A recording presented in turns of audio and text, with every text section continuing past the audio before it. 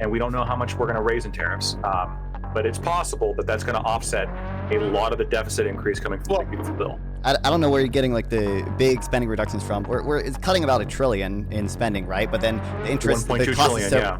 The cost of servicing the debt undoes a lot of that. Probably increases the cost of servicing debt for 10 years over to like 700 billion, right? So you're not actually, so you're getting probably like $500 million in spending decreased or whatever. And interest costs also reduce any of the growth effects that we're going to see from cutting taxes. If I'm sitting here going, hey, I could buy an alternative American product that does X, Y, Z, and it's made from different resources, and it's cheaper, or we replace this product with. Why is it cheaper? It's cheaper because we tax the other product. So again, like to say like Biden took advantage of the COVID stuff seems a little weird to me. Like I do understand, and like I think there are arguments that you can make against the American Rescue Plan, but like we need more semi-checks, really. I mean, I think you can definitely make that argument. I think if you want to help me continue to produce content, liking and subscribing is greatly appreciated. Also, make sure to check out my Discord server, linked down below, where you can also find my Twitch, my Kick, and my Twitter. To start, okay, we are just having a good time here, as we usually do when we get started here. So I hope you enjoyed the back and forth. Let's not talk about. Actually, I do want to talk about Sydney Sweeney again one day, but it doesn't have to happen immediately. And right? how she is, sure. I just genuinely. Sydney Sweeney and the 14 words. Oh my god! You see that shit? That shit was 14 words and 88 characters. That shit was on purpose. That shit was crazy. But anyway, I thought it was hilarious. I just want her in my mind, just generally. It's good for my mental health. But beyond that, I appreciate anyone who's here. Consider supporting the channel. Sub to the channel, give bits, give subs. If you have a super chat, consider using. If you want us to react to something, consider using a super chat. It'd be quite helpful to the show. If you sub on Twitch, you'll get added for your viewing. Or consider gifting a sub if you like the lighthearted banter. But we'll get started with the actual topic. Again, we have one other person. Hopefully, will be here soon-ish. We'll just get started before then. Okay. And apologies, we had more, planned, but it fell through. But I think this would be a good group to have a conversation with. All right. Trump has been in office for over half a year, has thrown his political weight around to institute highly consequential economic legislation and executive orders. The three big pillars of his economic agenda so far are the Big Beautiful Bill, Doge, and Liberation Day, aka tariffs. Looking back on this past year, what are your thoughts on Trump's performance? Are we better off now than we were before? Does Trump's past performance fill you with confidence for the rest of his term, or has this all been a disaster? All right, so we've talked about this plan before, so if you're not new to the audience, then I'm sure you know. But if you are new, Trump has, and other people might disagree at this point, right? I'm curious, other people will say something different. But I thought the beating heart of his economic plan was really the Big Beautiful Bill, right? Massive changes to the economy,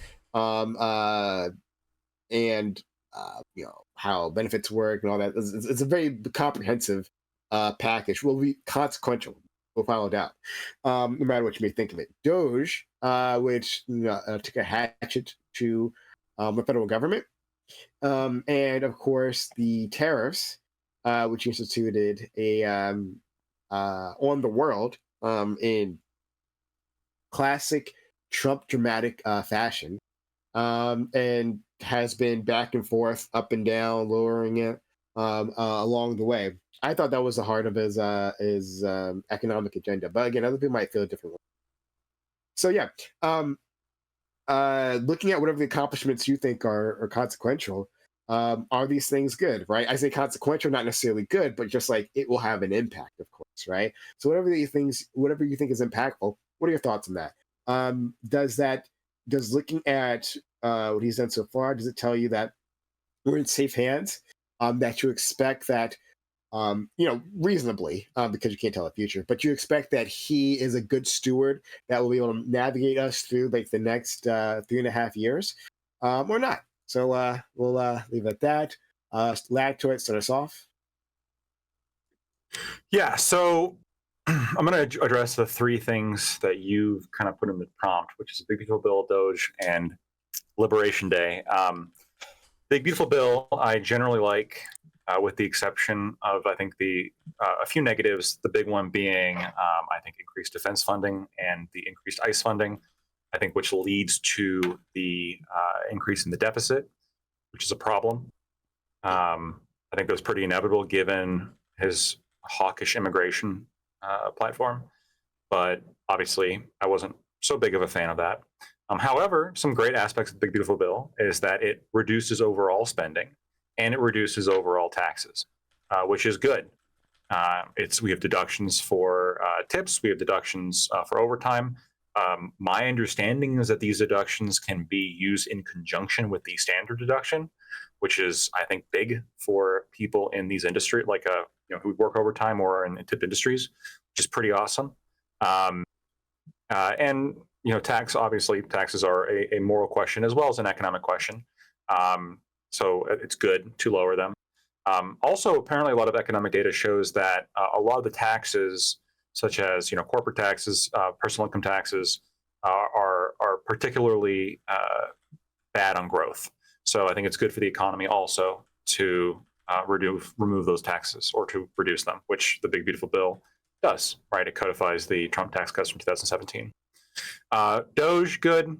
Obvious reasons, reducing government spending.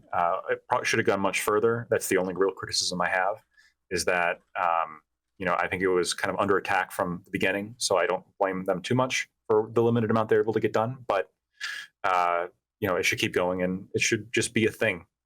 It's one of the few government agencies that I think should exist going forward. And then the final thing here is Liberation Day. As some of you know, I think tariffs are bad. So I'm not going to support this. If it leads to a consistent reduction of our debt, because, I think in June, for example, we had we actually had a surplus because of increased tariffs. It's going to be more mixed than I originally thought, because although tariffs are bad, debt is also bad, right? And so if Trump turns out to be, and I'm not saying this is going to happen, but if it turns out to be a budget positive president, you should give him a lot of credit for that, I think. The Epstein stuff, because this is important, is really, really bad. I think that single-handedly lowers his grade significantly. It is a scandal. There is no excuse. He could have potentially gotten away with it a little bit unscathed if he fired Pam Bondi right away, but he hasn't done that. He's actually backed her, which is really sad. People should keep pushing him on this, and we should not forget about this. The Epstein stuff is a travesty. Overall, I would give him, based on as far as presidents go, I'd probably give him a C-. And then based on my expectations of him, I'd give him a D. Okay, thanks so much, friend. Scott. I share a lot of the critiques that Lactoid has. I would obviously give him an F.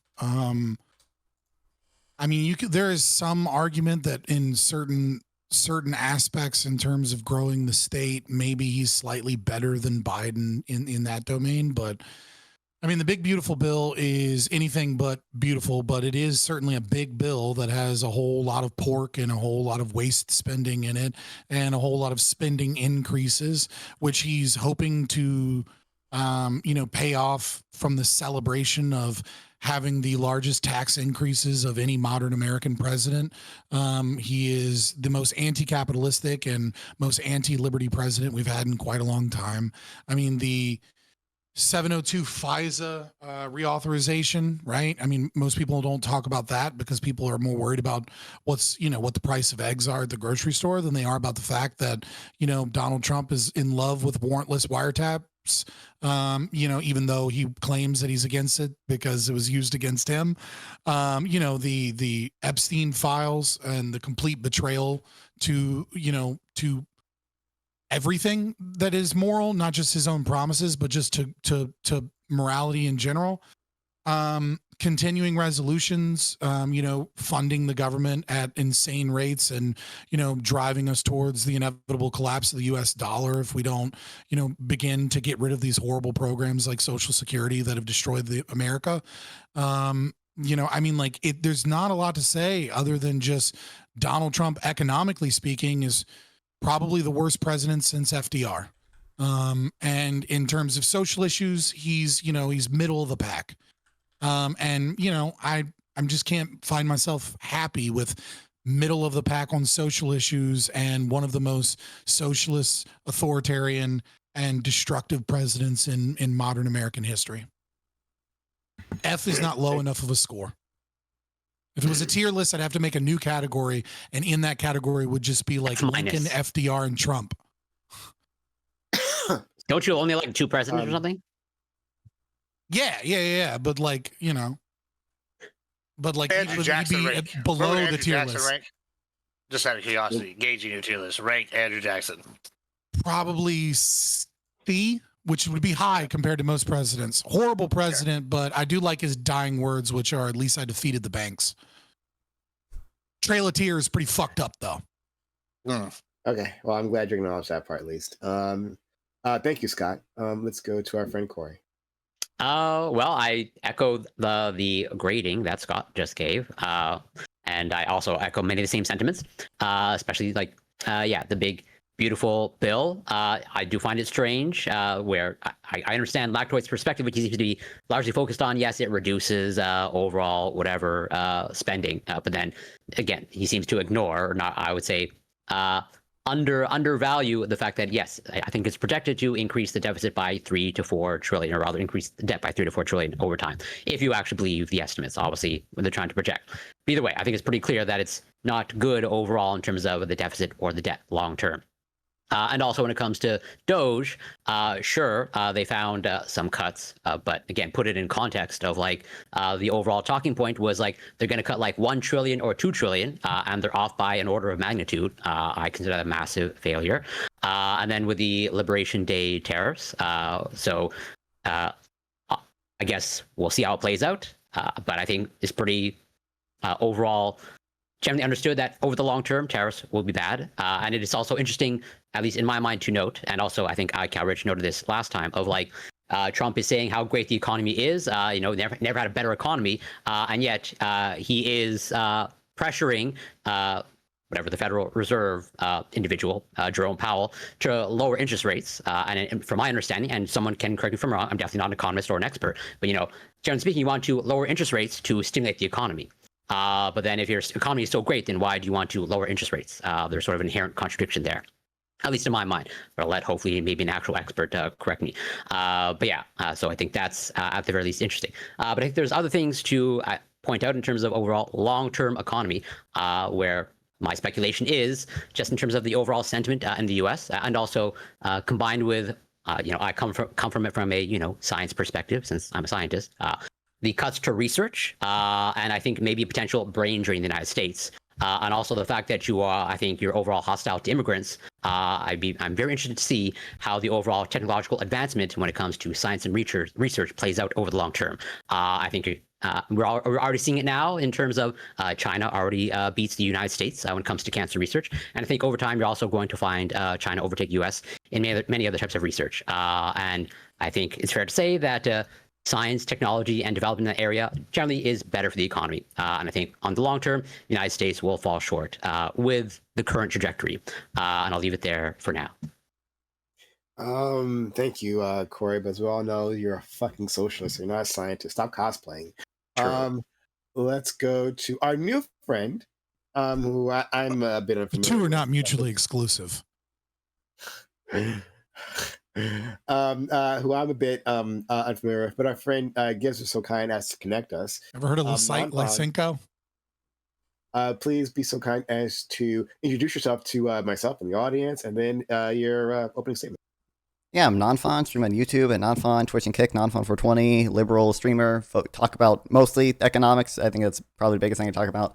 I think the three things you mentioned are all pretty bad. So obviously, with regard to the BBB, we're increasing our deficit at a time where we should probably be trying to stabilize the debt to GDP ratio. I still think overall the economy is doing pretty well. I think any of the gains from the tax cuts will be eaten away by the increase in interest rates that the debt expansion causes. That's going to hurt both the private sector's ability to invest, and that's also going to make it cost more money for the government to service our debt, which offset most of the spending cuts that are also in the bill. And of course, I would argue this type of spending cuts that he's doing, like for food stamps and Medicaid, most of those are net bad. I don't like those. When it comes to Doge, I don't think Doge has saved anywhere near enough money to have like a perceptible impact on the economy.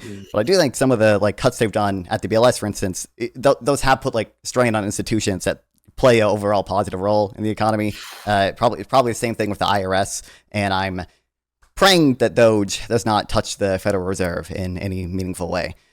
With tariffs, I feel like everyone probably knows my opinion on this by now. I feel like that they have very stupid and contradictory goals that are based on fundamental misunderstandings of trade deficits and manufacturing and competitive advantage and economies of scale. I don't think they're likely to achieve most of the goals that Trump at least initially laid out. I think we've already seen them have some negative consequences on manufacturing. And I think all the deals we've gotten, which are really just like non-binding phase one agreements, where like Japan and the UK are saying we're not even going to invest the money that we promised. They all still leave tariffs up on our side. There's probably net bad. And all of those policies, probably especially the tariffs, have caused a lot of uncertainty. And I think that uncertainty is going to drag on investment too. So overall, pretty bad. Probably a D or worse.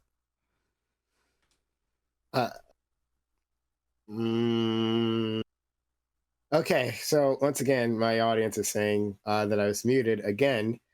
So I don't know what's going on. So I created another audio input. Hopefully, people can hear that. Testing. Let me know. I can hear it. You can hear it now. Yeah, I don't know what's going on. It really sucked. But and anyone else, please let me know if you're hearing it. So I want to just quickly say that our friend Gibbs, if you know anything about our friend Gibbs, he has a vastly different opinion than anyone else here on this topic. So I wanted to have, like, he was supposed to have backup on this, but unfortunately that fell through. And I'm assuming because it worked. It's the worst kind of backup, the one that falls.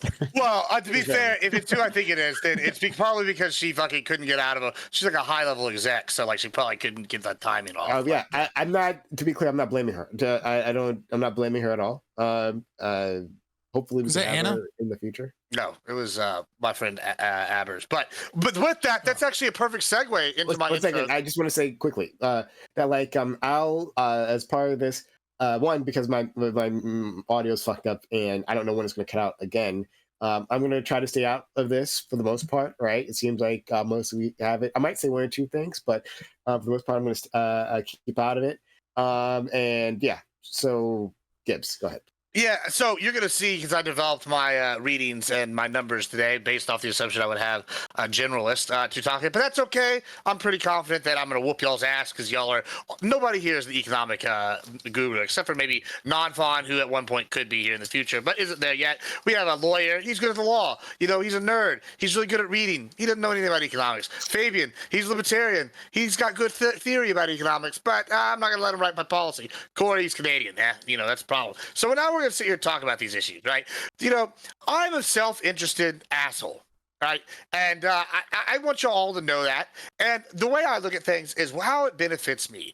And when I'm sitting here and I've been getting fucked, the price for the of beef last has 20 gone years, up by so much. Actually, even since before I was born, for damn near 50 years, since the 70s, I've been getting fucked. I've been getting fucked by the Dems. I've been getting fucked by the Uniparty and the right. I've been getting fucked, just like straight rammed up the ass. All right. Did you know that beef numbers are down 6% since 1970. That's a crazy idea since the world population has gone up. In the last 2 years, we've exported and we've created 2 billion less tons from 28 billion tons in 2022 to 26.1 billion tons of beef in the last this year, right?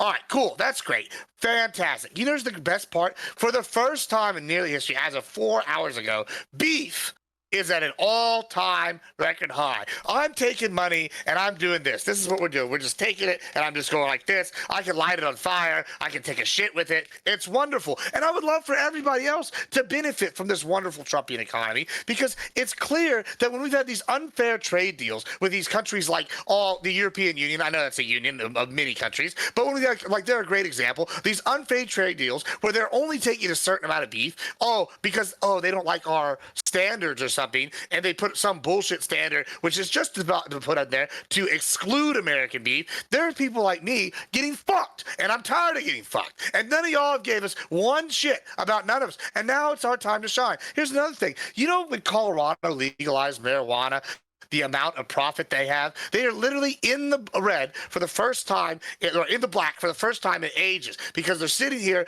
hand over the fist making money off the taxes of marijuana. You know, I don't like taxes. You know, and I'm not even a moral objectivist like some of these libertarian pussies over here, but I will tell you this. I don't mind a vice tax on something like marijuana if it's going to go towards good things that are going to pay for shit, right? That's okay. That's government.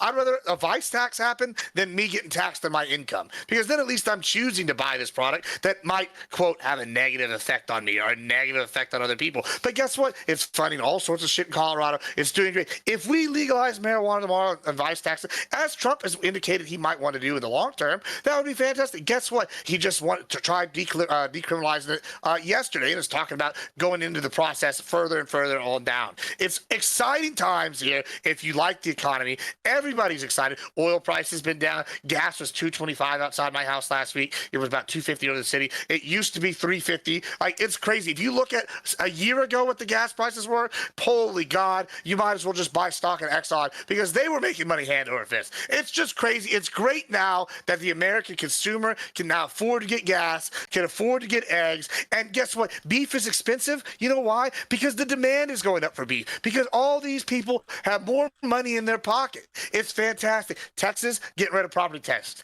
Texas now are getting rid of the income tax. That's great. But you know, this is an example of what the Trump future looks like. We are getting rid of taxes. And these libertarians, if they say that the Trump economy is bad because it's expanding the government, you know, well, Doge was an answer to that. It's trying to limit government. I had fears as a small government guy, but guess what? Doge is in there cleaning shit out. USAID was clearly a fleece. It's gone now. Wonderful. Some of these other cuts, big fan. You know, you cut shit and then you find out where you need to fix those holes later. What was efficient? It's how it works. It's simple. People say we don't need to run the government like a business. Well, it's about time we did run it like a business for a little while. Big fan. Huge fan. All these things are good. I'm sure we'll get into it more. Can't wait to tell these guys why they're a bunch of fucking idiots. I just have one question, Gibbs.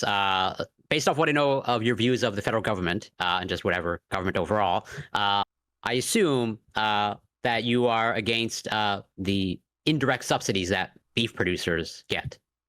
Yeah, I don't like the subsidies now. Yeah, Okay. I'm not a fan. Even if, like, so, okay, that's actually a case where it would, like, if I went and applied and got one, it would benefit me to, like in the short term. But, like, I don't think it's good overall for the beef industry to have that. So, like, it's like, yeah, I would maybe do it if it's the only way I could compete. But, like, I would try like to do everything first to be, you know, able to make money and be productive without doing that before I ever applied, because I don't think that's going to be long-term effect, and I don't want to have to rely on them to make a profit. Yeah, you know what I'm saying? I appreciate the consistency. Mm-hmm. Although we all agree. Yeah. Beef and weed. I mean, if you're going to make an argument, it makes actually kind of good sense. I'm kind of sold. Yeah, come on. You actually think? I mean, obviously, he's going to decriminalize weed. I mean, he's trying to. He was pretty light on weed. He was pretty light on weed in his first presidency, and he's like always been pretty whatever. And I think that, like, so Texas, I'm gonna use Texas again. Dan Patrick just came out with this huge bill, and he pushed it, and he wanted it like to be anti-weed, he wanted to be anti-hemp, and Abbott vetoed it. And And Abbott's like, listen, I'm okay with protections against minors and shit, but you're not going to kneecap an industry that's making billions of dollars in the state and creating and it's on land that can be used for other shit. Like you can use hemp on the land, and it's like then I can use it for farming in a different season, or I can build a greenhouse for the hemp and do other things. He's like, you're not going to handicap what's basically a harmless product for most the uses, because hemp is used for so many. And I think that that's really pushing it. And whenever you see a state like Texas doing it, which already has a pretty big weed legalization movement of its own, like Kinky Friedman, like, I don't know, 10 years ago or whatever, got third place, and his whole platform for the governor with like a significant number as an outside party, and his whole platform was legalize weed, basically. That's like, yeah, but I mean, based off of your sentiments, and you seem to like Texas in terms of freedom, but one would assume, or one would maybe think that Texas would be the first to legalize weed, and yet it seems to be. Well, I think it's in the process. Well, yeah, my point is, view, by the way. I don't know where it ended up, but I know that Biden also tried to reschedule weed when he was in office. I don't know, maybe I know he ordered like a report be made into it. I don't know, maybe that report came back and said we shouldn't do it or whatever. But obviously, like, how much revenue do we really think that decriminalizing? True. Well, yeah, how much revenue do we? It's like right, like Biden wasn't capable of doing anything. Well, not that's fun. true, but obviously, but how much revenue do we? And I use a machine gun to try to hit a target. If I spray 1,000 bullets at a target, I'm probably and I'm just spraying. One of them might get a bullseye, but I understand you can disagree. You can disagree with Biden's policy overall. That's fine. I'm just using government money to write up a report that went nowhere. Like that's what I'm just saying. It's not like a uniquely maybe Trumpian. It's not a uniquely special thing that Trump did or whatever. But more importantly, how much revenue do we really expect decriminalizing weed to raise? Gibbs, there's no way it's gonna be. It's gonna be almost trivial, right? Like I'd imagine. Really, you think so? Let's look at what Colorado has raised. Weed taxes. Colorado probably spends a lot less, both in absolute terms and as a percentage of Colorado's GDP, than the U.S. federal government does, right? I can't imagine. There's no way it's gonna offset the tax cuts or whatever that he's doing. They made $2.3 billion so far in revenue. That is a massive chunk for a state. Well, sorry, just to clarify, when you say so far, as it since it was legalized in Colorado, that's an annual type of thing, just to clarify. Yes, that's 2016, 2014, and they made in 2022 it ramped up to 313 million. 2023 it was 263, but it has other factors that say was why I guess they took a hit on something. But long story short, overall they're collecting massive amounts of money from marijuana. About 200 million, right, for one state. Colorado is a fairly populous, but they're in a surplus. They're in a surplus, as well now because of this. You're talking about a couple $2 billion. That's enough for research for a couple months on one plane. And they also spend a lot less. It's gonna be.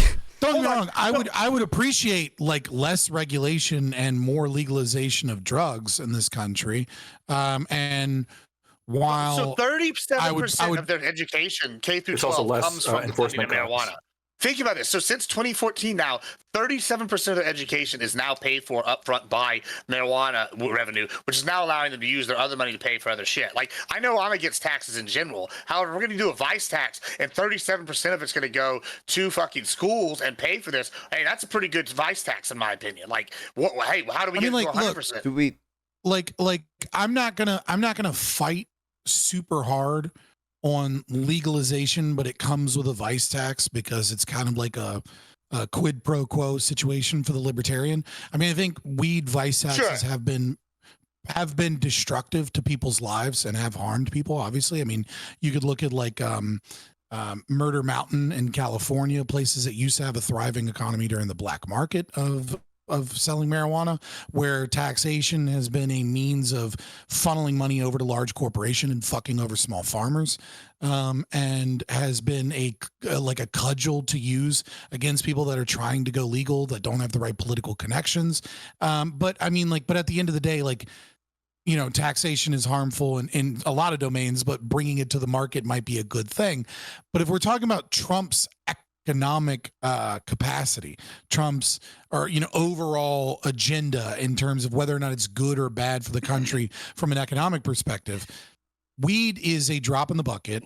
Talking about the beef industry doing well when it's not tariffs that are making the beef industry do well. No, I mean, and part of it is overregulation of. I'm sure it does have some level of effect. Whether or not it has a positive or negative effect on prices, I'm going to go and say 99% sure based on the fact that literally every school of economics agrees that tariffs increase price as opposed to decrease that's why price. it benefits But I mean, Gibbs, like, right? there's a phrase, I mean, like there's a phrase in Do you think buying Austrian luxury economics- goods is it like an indication of a stronger economy, like the ability to buy more expensive like luxury goods, like say a steak, for example? Would you agree that the more people wanting to buy a steak a luxury luxury good, like good? steak, I think sure. Well, I Just think, hear I me think out. Like, calling yes. steak a luxury good is in and of itself a sign of a negative economy. Well, okay, well that's interesting, but we can dive into that. But hear me out. Well, that's when people got to fix Biden's economy. But hear me out. How much does your standard cut of steak cost? Well, that's. I mean, it depends. Depends on the cut. I mean, is. Yeah, it varies by. I have an your autoimmune cheapest disorder, steak, right? what- I have an autoimmune disorder, so my diet is What a basically steak horrible. because I don't eat pork for more reasons. So it's Conversation. basically just beef, chicken, a little bit of fish, and non-sweet and sweet fruit and dairy. That's all I can basically eat without getting sick. Jordan Peterson diet. And no, Jordan Peterson's like carnivore. I guess it's similar that we have autoimmune disorder, so I figured out what I can eat. And so I buy a lot of steak, and like even skirt steak and flank steak bought in bulk is getting to like $14-15 a pound, right? Like Okay, it's cost you $30 Sure. to eat the cheapest steak if that's all. Well, you're that's eating how in that lobster day. used to be. Lobster used to be the same way, right? Like lobster was. Yeah, what except you it didn't said- used to be that. It used to be fucking cheaper. It's been consistently more expensive. Oh my god. And recently it hasn't got the prices haven't dropped at all. Okay, hold on. Two Not in the things. grocery Wait, store. so maybe, lobster- maybe it will. lobster- in a while, maybe. Lobster used to be a poor man's food. Like that was a thing, and then it got discovered and became like a delicacy, right? And now it's expensive as fuck, right?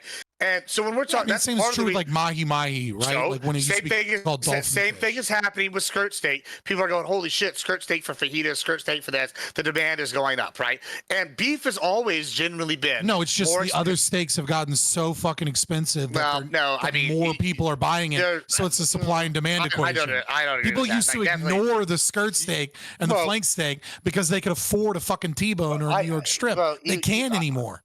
That's one way of doing it, but you also have to admit the demand for these have gone up because like the predominant idea of like, bro, Chili's fajitas, you just go out and you smell like the idea of fajitas is in general is just like I think people are eating all more the- beef. I think But- beef but was hear me demonized in out. this Here's what country I'm for a saying. long time. Right. So No, part why of the was price it demonized? increases Part of that more was like because- carnivore diet and things Part like of that was because it was a more expensive cut than say chicken, right? That's why we had beef. It's what's for dinner commercial going on. Chicken's always been easier to mass produce. Chicken's a cheaper cut of meat. It's always been that way, right? So okay, cool. Okay. Now, the demand It's cheaper for the to more raise. expensive meat is going up. It's going up in general, right? To the point now where it's such a high demand, it's going to take 2 or 3 years just to catch up to current demand as a beef producer. Okay, what that indicates to me when I see this and other luxury goods going up that are like expensive, like Rolex purchases, I see purchases like super yachts. I see purchases going up in general for certain Super. things. There are many Well, I people see- purchasing super yeah. yachts. Yeah. It's Well- apparently they're up. I just was watching Robert Crown's video on it this morning. But the point that I'm saying here, when I Oh, see if these kind of YouTube things, says so. Okay. well, I mean, I trust Robert Crown. He's going to be some good financial advice that he's put out there, and I made so far money on.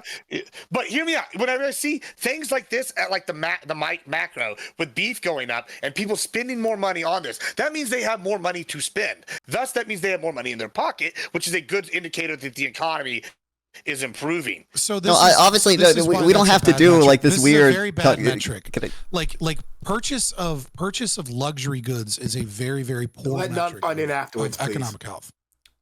Yeah, well, sure. I mean, Nonfon would probably say the same thing I'm going to say. Right. I'm Because just saying like, it's- we don't have to do this like weird complex analysis because we have data about first of all just the like total amount of income in the economy, right? That's what GDP represents, and then we should also look at like we should look at Trump's policies and say how is it affecting this? So, like we have very good evidence that tariffs in general reduce the total amount of income in a country, reduce the total amount of employment in a country, reduce the growth rate of a country. We have evidence in general that like a ton of government deficit spending probably also reduces the growth rate of a country. And again, that's the growth rate of the total income in the economy. Shrinking So ever good, or like is GDP shrinking or like staying the same?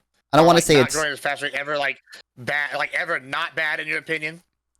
I don't want to say never, think but by all definition- else equal, like essentially. So, would you say there are periods in history where a government has decided we're gonna go from one economy style to we're gonna transition to I don't know, something else, and their GDP is stagnant or backwards while they transition? So there could be this pain now is good for the pain later, for the good later. Sure. So there can be transition costs when switching to some better system or whatever that might have some temporary negative for GDP. But Gibbs, all the or is he saying we have the hottest economy? Well, that's true. So number one, there is that, but also both is true. What is the end goal for this economy here? The end goal seems to be a bunch of fucking tariffs up, a bunch of fucking deficit spending, getting rid of the welfare state for a lot of people. This is not a good economy that we're building, and all the evidence suggests that it's negative. GDP is one of many metrics. It's not a perfect metric. One of the problems with GDP is that government spending is included in GDP. That's not a problem. That's a problem because in California, for example, they'll be like GDP keeps going up even though their jobs haven't gone up because so Fabian Liberty, there's this wonderful topic, wonderful concept called crowding out, right? And I'm sure you've heard of this before, right? Obviously, if the government increases spending, it doesn't necessarily imply that GDP increases because if the government increases spending when we're at full employment, they're necessarily going to be drawing resources away from other sectors, right? They're going to be employing people who otherwise would have been employed by the private sector. So it doesn't necessarily follow that just because government production is included in GDP, the government can just spend money infinitely to make GDP go up. And so that's number one. And obviously we should have. I'm saying it's not flawed to include government spending instead of dealing with what I said. I'm saying it's not flawed to include government spending in GDP because government spending. Talking points. True. Government spending can be replaced by AI. That's real. Government spending is real production. It represents real economic activity, real economic resources, and it doesn't follow that just because the government spends a bunch of money that GDP is necessarily going to increase because of the crowding out effect. You're saying it doesn't follow to a comment that I didn't make. You said it's a problem. You said it's a problem. You said it's a problem that government spending is included in GDP. That is a flaw with GDP. Well, I'm telling you, that's obviously not a flaw of GDP because government spending is real production, it's a real economic activity, and it doesn't exactly. But you said it can't be a problem because why? I don't want to say it can't be a problem. Why can it not be a problem? Okay, I don't want to say it can't conceptually. I'm sure I could imagine. I'm saying that, or are you have an argument based on a talking point because you have an argument that including government spending in GDP is not a problem. GDP number go up. Okay, well, I'd say it's a problem. The reason I say it's a problem is because that it is spending in the economy where the most valued resources are not going towards their most valued means, but instead it is every bit of GDP that is including government spending is a sector of the economy that is less productive than it. But in that case, you understand GDP would be higher without the government spending. So that's not. So you're not going to be able to manipulate GDP numbers. Like California is not manipulating its GDP number by spending a bunch of money. Then I don't want to say manipulating. No, I'm saying that. I'm saying the same thing that you're saying about the fact that, there can be transitory costs that can cause a slowdown of GDP. I'm also similarly saying that just because the GDP number is going up doesn't necessarily mean that is always good for the economy, because in the long term, if the GDP is going up because we're, priming the economy by spending government money and it's leading to short-term growth, that in the long term that comes at a cost and that it's not a perfect measure for everything in the economy. And I agree. I don't think GDP is a perfect measure for anything in the economy. I was only a transition into a point that I was into giving the devil his due in terms of how I'm about to bring up GDP as a metric. And the reason I was bringing that up is that, listen, we can talk about GDP, we can talk about certain prices of certain goods and hyper things. The issue that I have is that, yes, and that's why I put that meme up, right, where you see the economy increasing and everyone's like, MAGA economics, it's so great. And it's like, but it's not measured against what the economy would be like without the fucking tariffs. It's like, yeah, you're going to see improvements in certain areas and stabilization, but we're currently running an experiment. And so far as you believe in empirics, right, we have another country that has decided to actually adopt libertarianism as opposed to socialism, and that's Argentina, and that's the #1 growing country in the world right now. It's beating out China in terms of economic growth. The baseline, economic policy. I just want to be clear. Gibbs was referring to income, right? And I was just saying we have What a are you measure of talking the about? total. Going from 250% year-over-year inflation down to under 30%, moving 7.7 million people into the middle class in the last quarter, moving 2.4, according to UNICEF, 2.4 million children out of poverty since he became president. I think we have an example. How happens did when you supply elect an increase? ANCAP, and that means that the fucking economy booms. I agree. It's working now. I'm not going to dispute that. Like the empirics clearly demonstrate that. Like there's significant improvement. Now, whether it actually bears out over time, like that, we'll find out. But also factor in like the baseline hopefully is the Argentina baseline is keeps so electing low that, ANCAPs. Agreed. The baseline is so low that like the room for improvement is like sky high. As in like when someone is the North Korea problem. When someone is like 500 pounds overweight, it's like pretty much any 10-pound weight loss is a significant improvement, and like your ability to walk is just better. It's like the baseline is so low that just like any improvement. I'd say our baseline's pretty fucking low when we're $37 trillion in debt and counting. Okay, I'm saying we have a lot of room for improvement. Lactoid seems to have and no an problem ANCAP would be able to be the one to fix that. He not a seems to think fucking socialist like Trump. I asked you last time. Correct me if I'm wrong. You think the big beautiful bill is an overall net good? Who? I said I don't know. No, I'm pretty sure. I think that the tax. I think the tax. I said it's a net negative. I think the tax decline is really good. I think that the spending decline is really good, and I think that the deficit is bad. As I think probably overall, you're asking me now. I think it probably overall is good, but that's not to say that the deficit part of it's bad or that I don't, or not bad or that I don't care about it. I mean, like. I'm. This is going to sound like a whataboutism, but let me explain. Like, look at the deficit increases under Biden.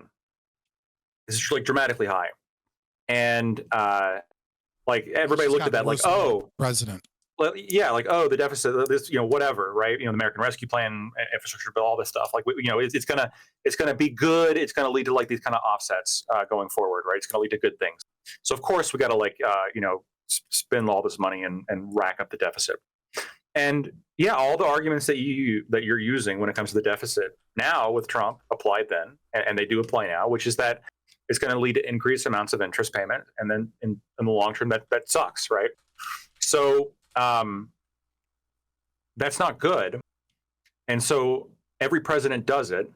And when the current bill that's going forward, which is increasing the deficit, just like every president has been doing.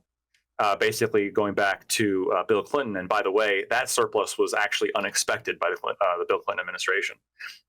They didn't expect to have a surplus when they had it. And a huge part of that surplus wasn't actually driven by government policy. A huge part of that was just driven by the economic boom of the 90s.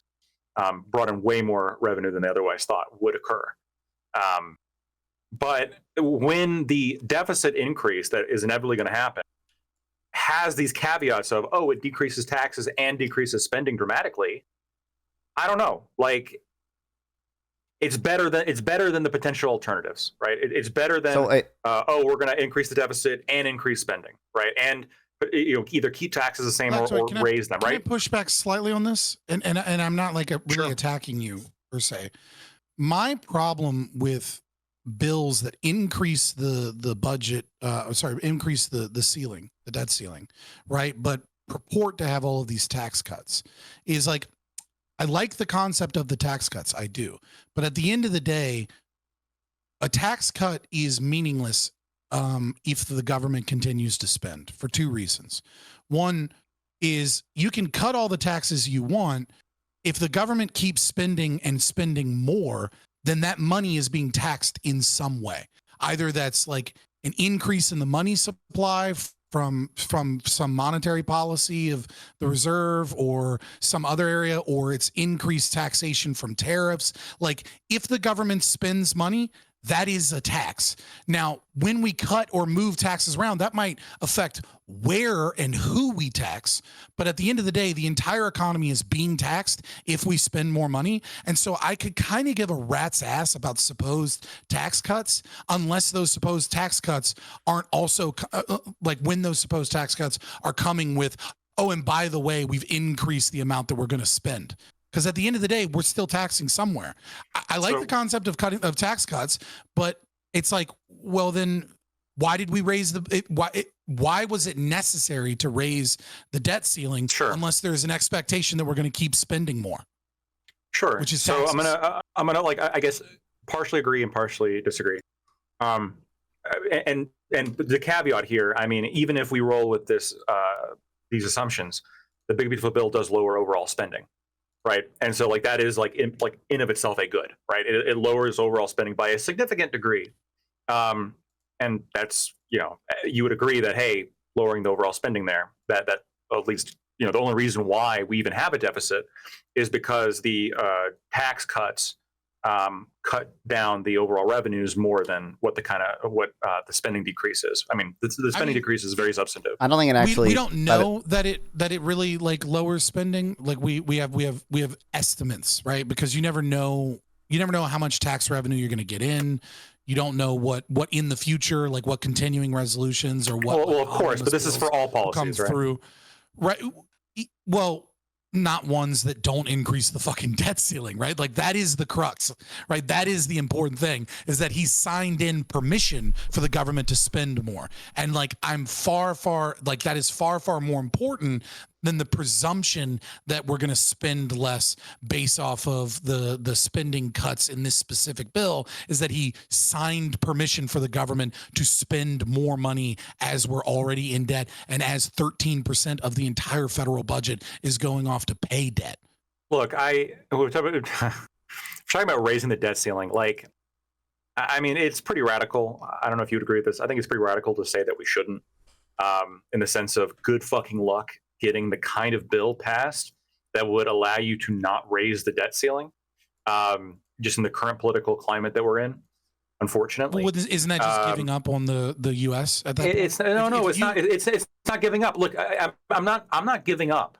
I'm just looking at this in a very kind of like take the good with the bad kind of analysis, where I understand that I would be doing the Big Beautiful Bill very differently than Trump did, right? Yeah. If I wielded ultimate power, 10 steps back. No, like but we're that's the disagreement. That's the disagreement. I think it's hold like on. I think it's like 10 steps forward, 9 steps back. Okay, here's my problem. Is there any signs whatsoever that the deficit spending and the debt is decreasing under Trump? No. Well, hold on. Wait. That I spoke too quickly because I was just thinking about the big beautiful bill, and I wasn't thinking about the income from tariffs. It's possible, and we don't know how much we're going to raise in tariffs, but it's possible that that's going to offset a lot of the deficit increase coming from the big beautiful bill. So a couple, yeah, that's great. So a couple of things. I mean, Number that's one, a fair argument, terrifying but fair. I can elaborate. Okay, so number one, if you're for Lactoid, I don't know where you're getting like the big spending reductions from. It's cutting about $1 trillion in spending, right? But then the interest, the cost of servicing the debt undoes a lot of that. Probably increases the cost of servicing debt for 10 years over to like $700 billion, right? So you're getting probably like $500 million in spending decreased or whatever. And interest costs also reduce any of the growth effects that we're going to see from cutting taxes. Now, to some extent, I agree with you, and I would move to a much more efficient tax code that I don't think has the same negative effects on growth that our current tax code does, but I don't think this bill actually moves us very, very close in that direction. And I think a lot of the random deductions we're adding are both like semi-anti-growth and also just add a bunch of complexity to the tax code, which is already like too complex or whatever. And at the end of the day, like all you're getting is like an estimated like 0.4% increase in long run GDP for a bunch of deficit spending and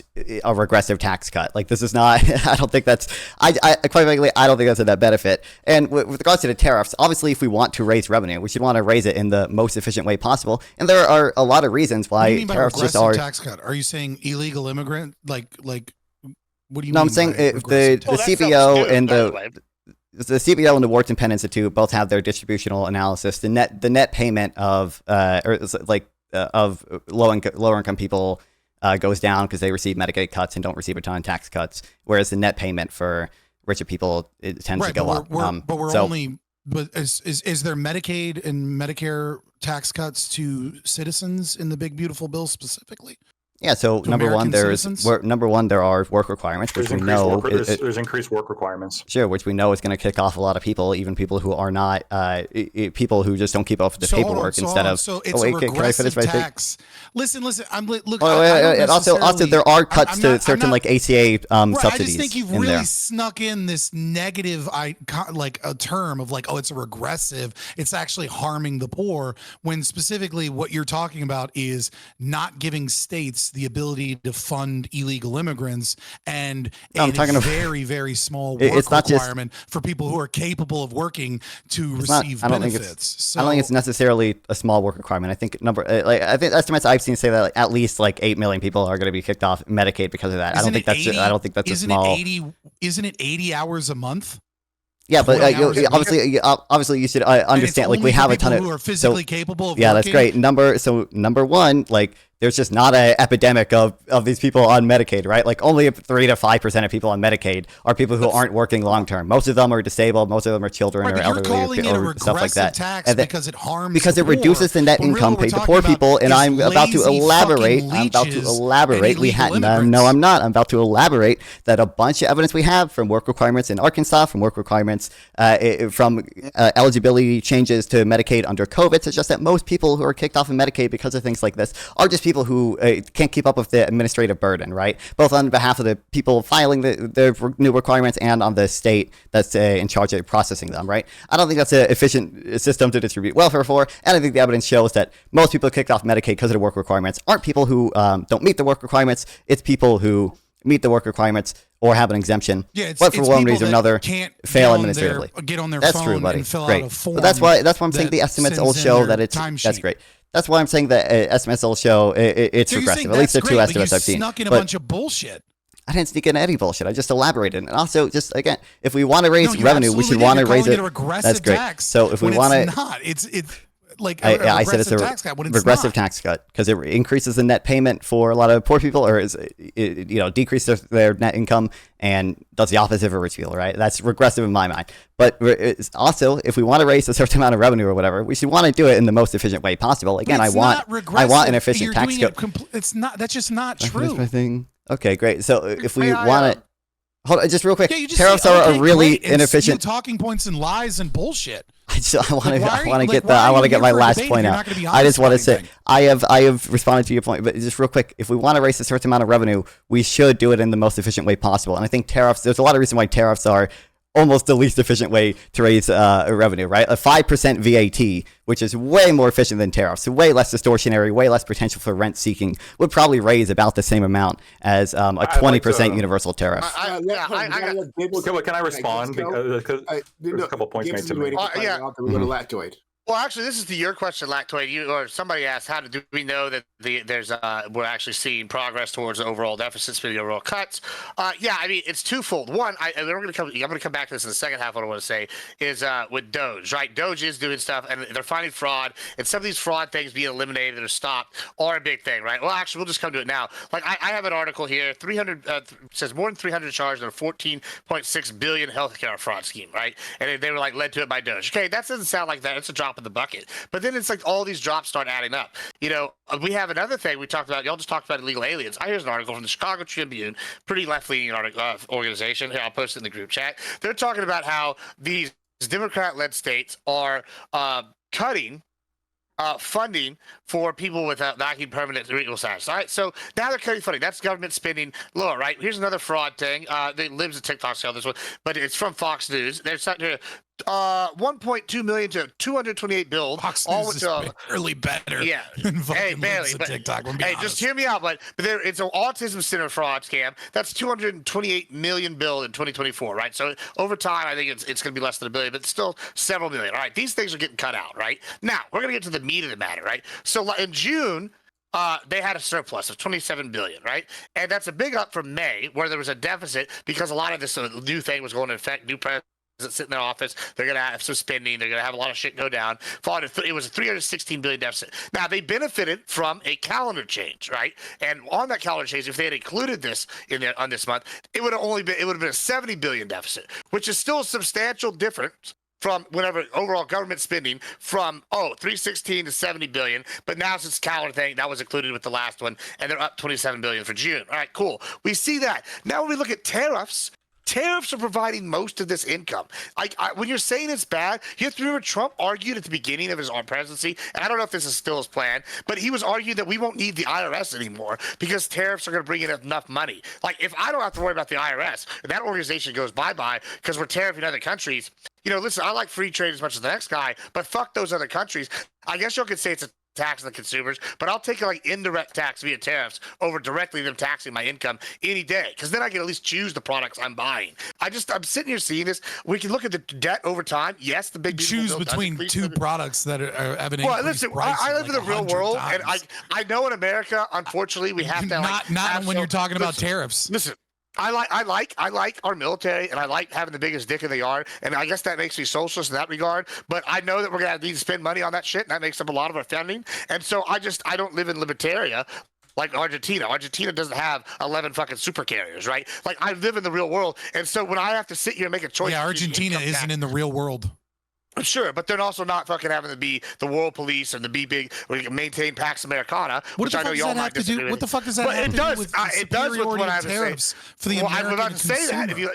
Let me just finish here. I'm saying if I have to choose between a tariff and no income tax, I can at least choose my products, maybe buy American instead, and then they're like the domestic economy. I've seen this as like a transitionary period. Y'all asked me if that was something I've seen earlier, and I absolutely see the indication, especially with the big beautiful bill. Looks like, yeah, it might add a certain amount to the debt over time, which everyone does, but it's going to lead to overall less government spending of, like, I don't know, some percentage. I lost the percentage, but it's an overall net lower spending cost in general, especially when Doge is actively cutting spending. That's what we want, right? Like, I mean. Yeah, I'm all for Doge. I'm all for Doge cuts. I wish Doge actually cut as much as Elon Musk wanted it to cut, as opposed to having his hands tied by Trump, because Trump's a fucking socialist that doesn't do anything other than just appeal to what the masses want instead of actually doing what he says he's going to do. But setting that aside, listen, every tax changes behavior. Every time when you talk about what it is that you're taxing, it's going to have a change on the behavior of whatever that thing is, right? If we tax cigarettes, it's going to change the supply and demand equation for cigarettes, because the fucking price has been artificially increased, and people are going to say that the price is no longer worth it. So there's going to be less demand for cigarettes. Things do balance out, right? Because behavior changes. When you have a tax to a certain degree, sure.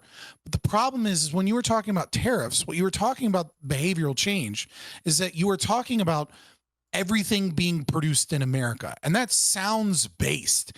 That sounds awesome, right? Like, fuck yeah, it's got my made in America little flag, made in the USA little flag, even though those things are very rarely made in the USA. They're usually just like put together in the USA, or like they stamp a sticker on the product at the USA, even though it's made globally.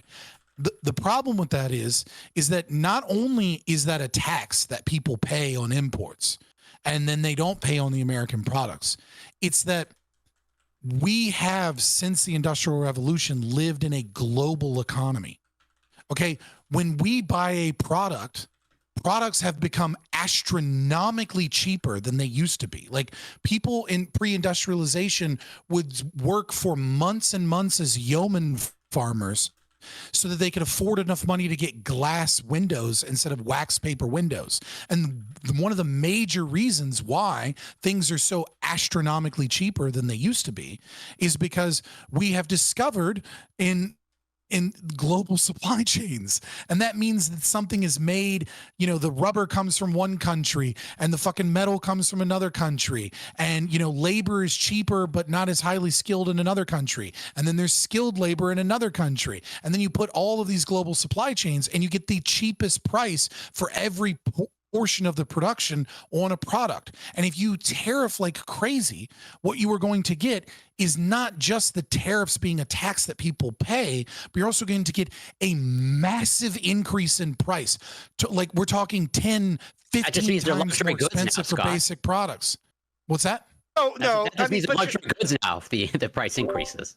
Bro. No, that's not what I'm saying. This is what I think you're missing here, though. Like, right? Like, that works all well and great if everybody's playing the same, but everybody's not playing the same, right? Other countries do have tariffs. Other countries do have trade deals. Other countries have things like laws, like Europe used to have, where they'd only import a certain amount of beef, no matter what standards we met, because they were like, oh, we want to make sure we maintain a certain industry level here. And they'll say, oh, well, it's not up to our standards. They'll put unfair bullshit in there, so they have an unfair advantage. Like, but you can't have your cake and eat it too. Either I tariffs but are good hear me out. because they're good, or B, they're a negotiation tactic to get people to play fair. Absolutely, so what I've been saying, sure, but they can be both. You can't have both of those simultaneously. They can be both. They can't. Well, I don't know about free trade all life, but hold on. Those are also, I'm more worried about. No. Listen. Well, cool. Then maybe I'm slightly against free trade in some respects, and this is where I am. Is because here's what I'm looking at. Cool. Yeah, it's a negotiation tool. I'm not even going to argue that one. That one's just clearly obvious, and that's the stance I would usually take. But when I sit here and see an industry like beef, right? Which we have a large American beef industry, and yes, it's one of the most with. This is why I keep coming back to it. And I see unfair the rest of the trade world has had bullshit laws since mad cow disease. Sure, fair. Yeah, cool. Okay, got it. Right. So and when they I never see appealed this is in hold on. Well, they are working on shit now. It's crazy how it works. And now when I see shit going down, I go, oh, okay. What have we done in America to compete? Well, instead of having as many cows, we have heavier cows. You're absolutely right. Behaviors change based off these taxes and shit. Well, here's a behavior. If prices go up because demand is going up for beef, and these other countries now have having to play at the same playing field as we are, guess what that means? That means we can now become we already are the more efficient system of growing beef here. Now we can do expansion, and we can compete at like a more commercial level as well. It's like you're saying these things, and yes, they work in like perfect world, but the supply chains aren't fair, and like it behooves. I'm not saying we already have. Let me make it clear. Let me make it very clear. I want you to pick one. I'm not even in the Trump, I want you to pick one right now. I want you to pick one right now. Where I'm not. Hold on. Just let me finish. I'm not even on the Trump train where I'm saying it's a full transition into like all these other things where we have this great economy and I want to bring manufacturing back. I'm not even there. I'm more like, let's stop the bleeding and let's embolden the industries we have. And right now, I see that with interests like agriculture overall. Like this is what I'm seeing. And y'all are like, I agree. I agree with what you're saying to a certain degree. So I want you to pick one. You need to pick one now, or I'm going to call you a coward every time we talk. All right. Sure. All right? So I know you got balls. You're going to pick one. Okay. Either A, tariffs are harmful. They increase tariffs and unnecessary regulations that act in the same way of stifling free trade, right, are awful. And other countries have been doing this to us, and it has harmed our economic growth and production and our ability to export. That's option A. Tariffs are bad, and therefore it is good to use them as a negotiation tactic to get rid of those things. And then there's option B, which is tariffs are good for the economy in and of themselves because they bring in revenue and they protect American labor. All right, these are two opinions you've had that are contrary. You need to pick one and stick with one, and then we're going to go into the future and hold you to that opinion.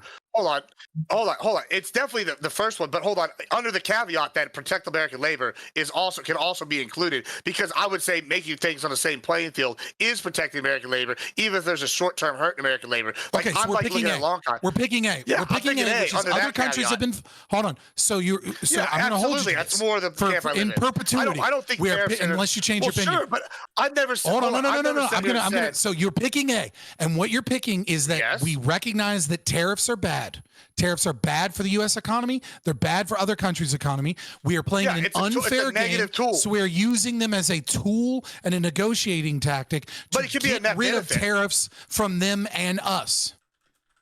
Yeah, but the thing I disagree. I don't know if this is even a disagreement with the phrasing you hear. Yeah, I would say in and of themselves, I'm not pro-tariff just by itself, right? Like, because it's not good for the economy. I won't even argue that. What I will argue, though, is if it's a negative, if it's been okay, sure, I'm almost done right here. If it's a negative, negative tool, it can still have a net positive benefit. If one country's being unfair and I hit them with a negative, we're both going to suffer. Well, guess what? They're going to suffer more. Now they give me what I want, which is X, Y, Z, and now we're benefit more. Yeah, I think it's absolutely wonderful. You think Canada is treating the United States unfairly? Yeah, I think they've been treating us like dog shit for a long time. So the agreement, the USMCA that Trump negotiated, that was a dumb deal then. I mean, listen, he learned from it. He's adapted. We move forward. So you agree it was a dumb deal? Like, you Then I Canada, don't know. you're getting I don't know screwed. enough about it right off the top of my head. Well, apparently it's unfair. Well, you just said Canada was screwing I'm us. gonna have to look Did through you it more not negotiate the USMCA? So Sure. is it the I mean, result of Is Trump? every deal a good one? Like, I don't know, like, Well, enough no, about the no. MCAA So to, like, why- argue about it. So try to square the circle for me. Let's not understand. Following, you think Canada has been taking advantage of the United States? Was Trump not president during 2016 and did not renegotiate or negotiate the USMCA and got rid of NAFTA? Someone in my pocket yes, he said, did do that. Corey, you're not allowed to walk in the woods alone because of your government. Your opinion doesn't matter. That's not true. Yeah, Well, I mean, first of all, I don't I'm in know New York enough City. about Yeah. Well, Yeah, I first mean, I of all, don't know depending on where that comment is from, he can't smoke cannabis depending on what state he's in. But you can smoke cannabis anywhere in Canada. So Okay. All right. It's a fair rebuttal. Yeah. So, Gibbs, USMCA. Was that? I that mean, was a I don't have bad enough thing? information about. I mean, I don't know if it was a bad thing. I mean, it's also situational. But like, you are But you positive agreed. it was taken advantage of, right? Yeah. I'm positive that at some point previous in the last 50 to 100 years, Canada has been taking advantages. So, like, 50 to 100. is that. Like, yeah, they've been taking advantage of us for a while. I mean, this Okay. is so also what you're trying. I see what you're trying to do, and it's a really pathetic trick, guys. Like, I've said I don't have the ins and outs of the USMCA. It could still be an USMCA. Hold on. improvement, and they could still be Hold on, fucking hold us on, over. That's a hold on, silly hold on, argument. hold on. If I'm asked a question, I'm gonna fucking answer it real quick. It's real simple. I don't have the answer to, like, go into the specifics of the USMCA. However, what Trump could go in there and make a deal, try and improve things, and still be a bad deal, just like Fabian was trying to say. And, like, secondly, on top of that, and more importantly, yeah, I would hope he's trying to do something to remedy this, even if, he got out bamboozled in his first time as president. He's back now, and things are changing, and it's wonderful. Big fan. Okay. Let's let in our friend Lactoid. Okay, so there's a couple things. We're doing a little bit of looking. Medicaid, the Medicaid changes.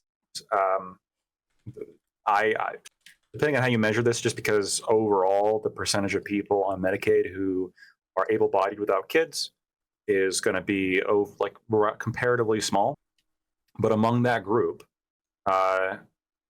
less than half are working 80 hours a week, or sorry, 80 hours a month.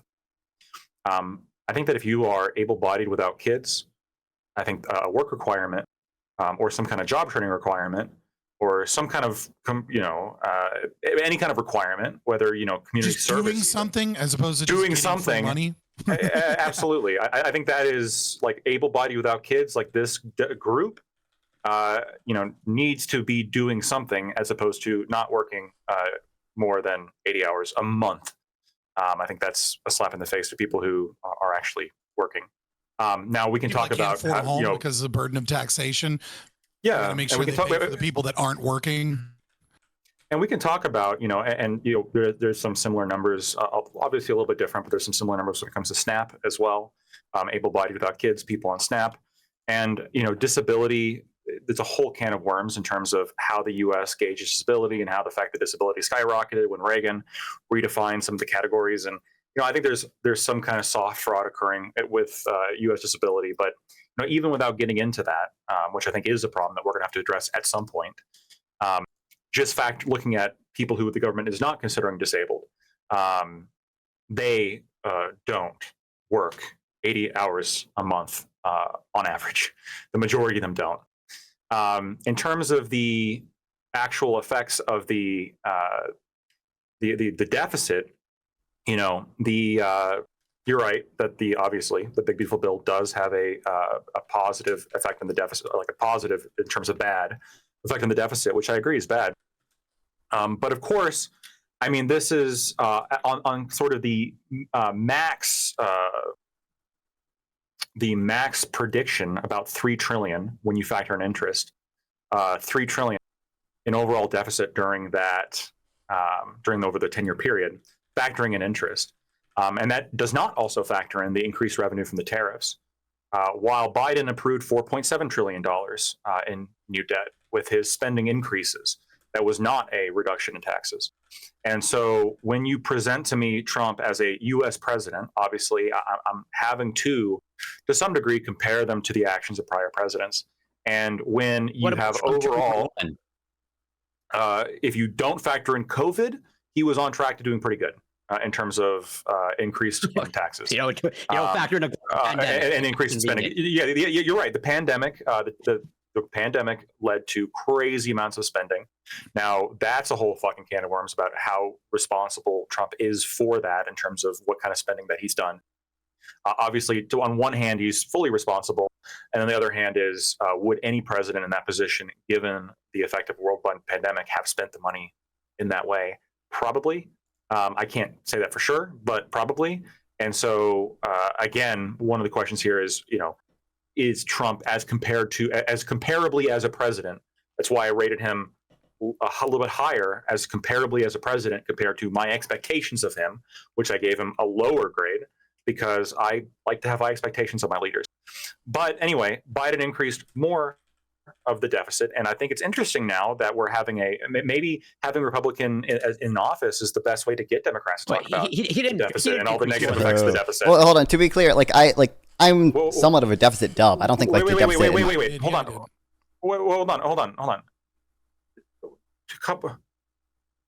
The deficit increased, like the overall debt.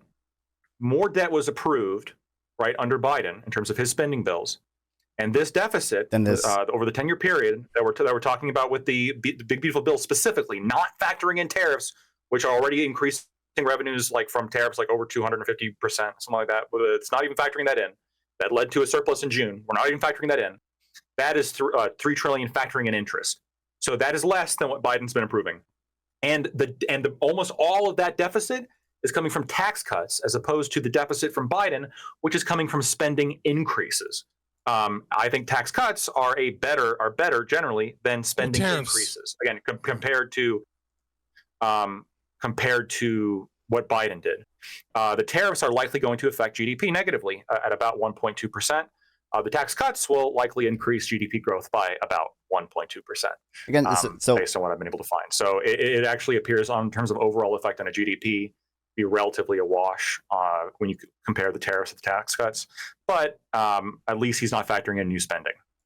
Okay, so for one, $3 trillion from all the estimates I have is the estimates for without including the cost of servicing the debt, right? And the reason I keep bringing up like the cost of servicing the debt and things like that is because again, a lot of the estimated growth from the tax cuts are undone when you account for the fact that long-term rates are probably going to increase, and that's going to crowd out, investments by private companies. With regards to the Medicaid stuff, first, actually, I'll say, with regards to Biden increasing the debt or whatever, it could be the case that Biden over his whole term increased the debt more than Trump did in this one bill. I'm definitely open to that, but I think deficit spending was probably more justified under Biden, right? Because he did have a pandemic to deal with. There were arguably benefits from passing the stimulus bill. That funding came from before. What funding? No, hold on. We already spent out our fucking ass. Yeah, we already spent out our fucking ass. And then by the time that Biden got in, like it was not required. It was literally taking advantage of a situation to spend even more money. We can argue about whether or not that money was actually necessary when there had just been so much money handed out, just probably because of the pandemic while Trump was in office. No. I think that's obviously a more complicated question, right? So how whether we would have seen the level of growth that we did see after the pandemic if the American Rescue Plan had not passed, I think it's very much it was a complicated question. I don't necessarily have a strong opinion on it, but I do think like there are reasons to believe directionally it helped the economy at least somewhat recover faster from COVID. Even if we were, like as you said, I agree, we were probably mostly recovered from COVID by that point, but we saw like really high like prime age employment under Biden, right? We saw a lot of good economic metrics under him despite the inflation, right? So again, it's possible that Biden approved more debt over his whole term than Trump's, one budget bill. Now, I will also add, it doesn't seem entirely unlikely to me that, Trump ends up passing more bills that increase the deficit, but, we'll see. With regards to the Medicaid stuff, I think you're citing the numbers that the AEI used from like SIP surveys or whatever. No. I think they make a number of errors. Like Matt Brunegg has 2 articles about this. Essentially, whatever survey you use. The People's Policy Project. I've read that too. Yeah, Matt Brunegg. My goat. And I have a reputation. I have a reputation for his criticism of the AEA. But go ahead. Sure. I mean, the way he does it, which maybe some disagreements with some of the people he excludes, still, that has like 3 to 5% of people who are on Medicaid are, people who like aren't working long term or whatever. And again, I don't think that the goal that you have here is totally horrible of like increasing employment for Medicaid recipients or whatever. But I don't think this fucking works. Increase the goal for that goal. I think the evidence shows that it's not going to have a meaningful employment increase, and it's going to kick off a lot of people who just don't keep up with the administrative burden. Again, there's 2 studies about this from Arkansas. I believe there's another one from it's either Mississippi or Alabama, I think. And there's evidence from this again from when eligibility requirements were changed under COVID. That's like 70% of the people who were cut off Medicaid didn't meet the new requirements. They just didn't like fill out the paperwork on time, or someone in the government messed up. And there's just no reason to add that increased administrative burden when there's no evidence that it actually does anything to increase employment. Okay. So specifically addressing the AEI data. So the AEI calculated the non-disability portion of Medicaid recipients based on who the government considers to be disabled. What Matt Brunig did is he said, well, you can't take that. We also have to factor in people's self-reported disabilities. So if people who are not considered disabled by the government self-report on the census, yeah, I am disabled, he takes that number and then he considers that included with the non-disabled portion of people, able-bodied people, right? And he takes that as a portion.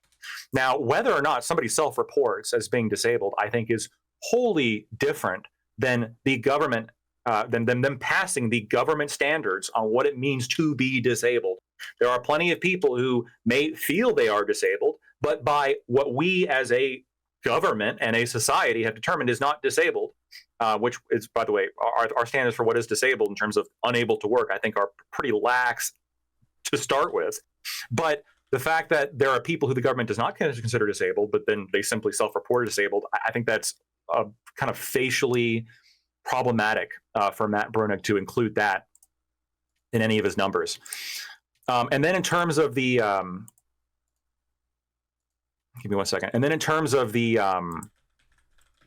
overall deficit increase, once again, like sure, if going forward, Trump passes multiple new big beautiful bills that increase the deficit even like more, and it keeps expanding, then we could get to a point, sure, where I'd be like, okay, this is like dramatically worse than what Biden did. But I think that the comparison here to Biden is, I'm going to compare it to Biden, and then I'm also going to compare it to Trump's first term briefly. Compared to Biden, this is and I just looked it up, I'm seeing 3% top, including the interest, or 3 trillion overall. This is still less than the spending increases of 4.7 trillion, the unfunded spending increases.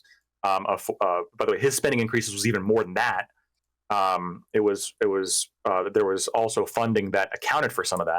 So he also increased revenues, which is generally bad, but he increased revenues. So actually his spending was even higher than that. His unfunded spending was 4.7 trillion. So I think 4.7 trillion of increased debt in the form of spending is worse than $3 trillion of increased deficit in the form of tax cuts, not factoring in the tariffs.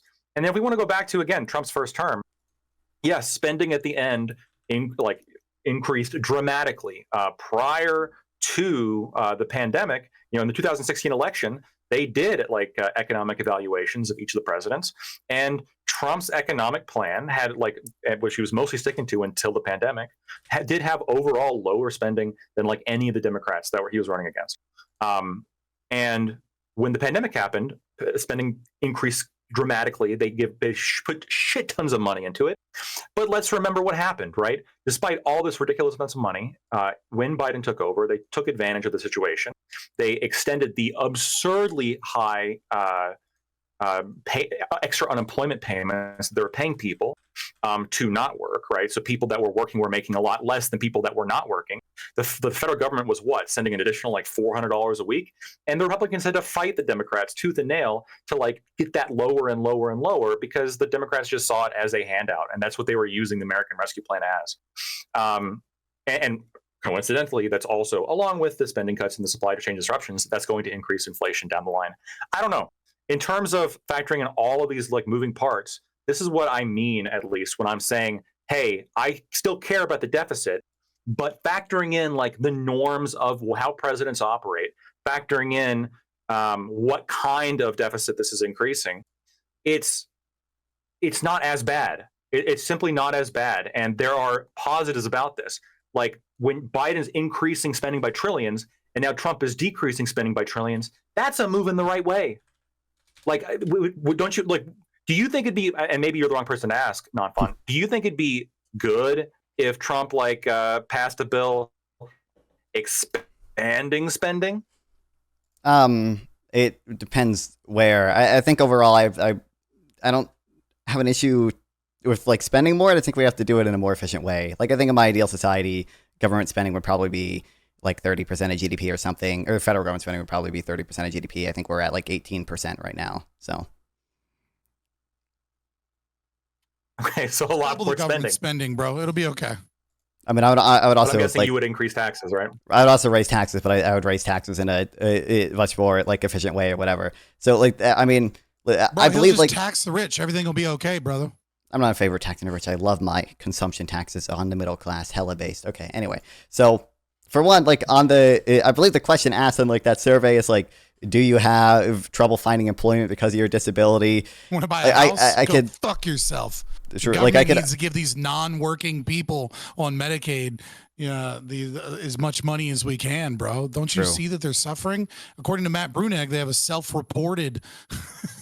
Like, what are they even doing? Look, here, I mean, man? maybe I would say maybe you have some like disagreement with that, and like I can see that. Like I think I think it also probably is the case for like the veteran, like the VA includes like too many people as disabled or whatever.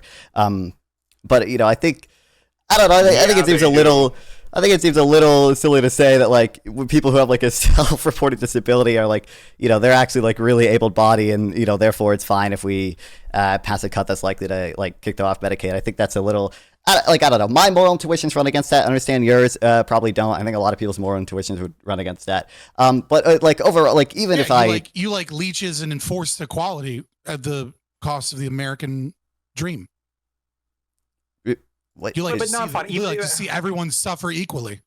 Yes, Leeches is the okay. exact word. But, so again, like to say like Biden took advantage of the COVID stuff seems a little weird to me. Like I do understand, and like I think there are arguments that you can make against the American Rescue Plan, but like we need more semi checks, really.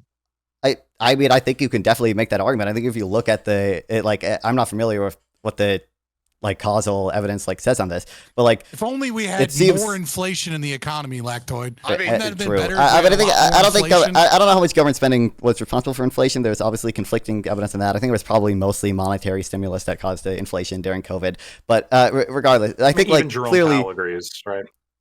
That what monetary stimulus caused. Yeah, you're correct because there that quantitative easing like Stimulus substantially Americans. increased. Yeah, it was mostly monetary stimulus, which is not the government deficit spending or whatever.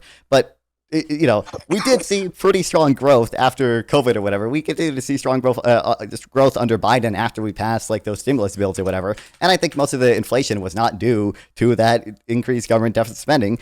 And if it was responsible for some amount of growth, that means the trade-off was probably worth it. Now, I'm sure there are like studies you can find like either way on this. The tax cuts are going to lead to growth.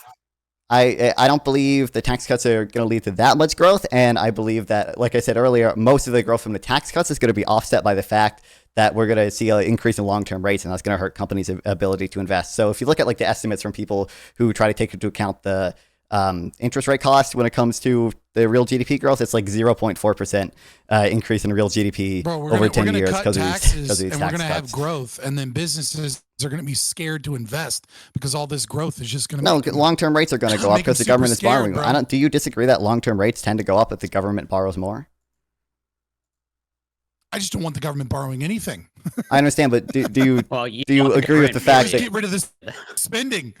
Oh, sure, you can have the degree. All I'm saying is that like long-term rates probably are going to go up because of the bill, and if you account for that, that's likely going to decrease investment in the. It's like the other socialism that you like causes a problem, and therefore it's capitalism's fault. I'm saying fuck you. How am I saying it's capitalism's fault? I'm just saying that this bill is probably going to increase long-term rates, which is going to offset most of the. It's going to offset most of the effects of the tax cuts or whatever. So it's going to end up PMC super carriers. I do more too. efficient. It's gonna so in my perfect world, we're having the Taco Bell McDonald's wars. All right, Black Rock versus Wagner. Let's go. Bro, that's what I'm talking about, bro. Like, but listen, until that day, we need to pay for those super carriers somehow. I'd rather be 10. Dude, super carriers are such a drop in the fucking bucket. When we were talking about the U.S. federal budget, we were talking about welfare. That's it. 61% of all the fucking taxes that you're spending is welfare. And Nonfon wants more and more and more and more of it. More than that. Right? When we're talking about the military budget, we're talking about all of this. infrastructure. We're talking about literally everything that they vote on in Congress because they don't touch entitlements.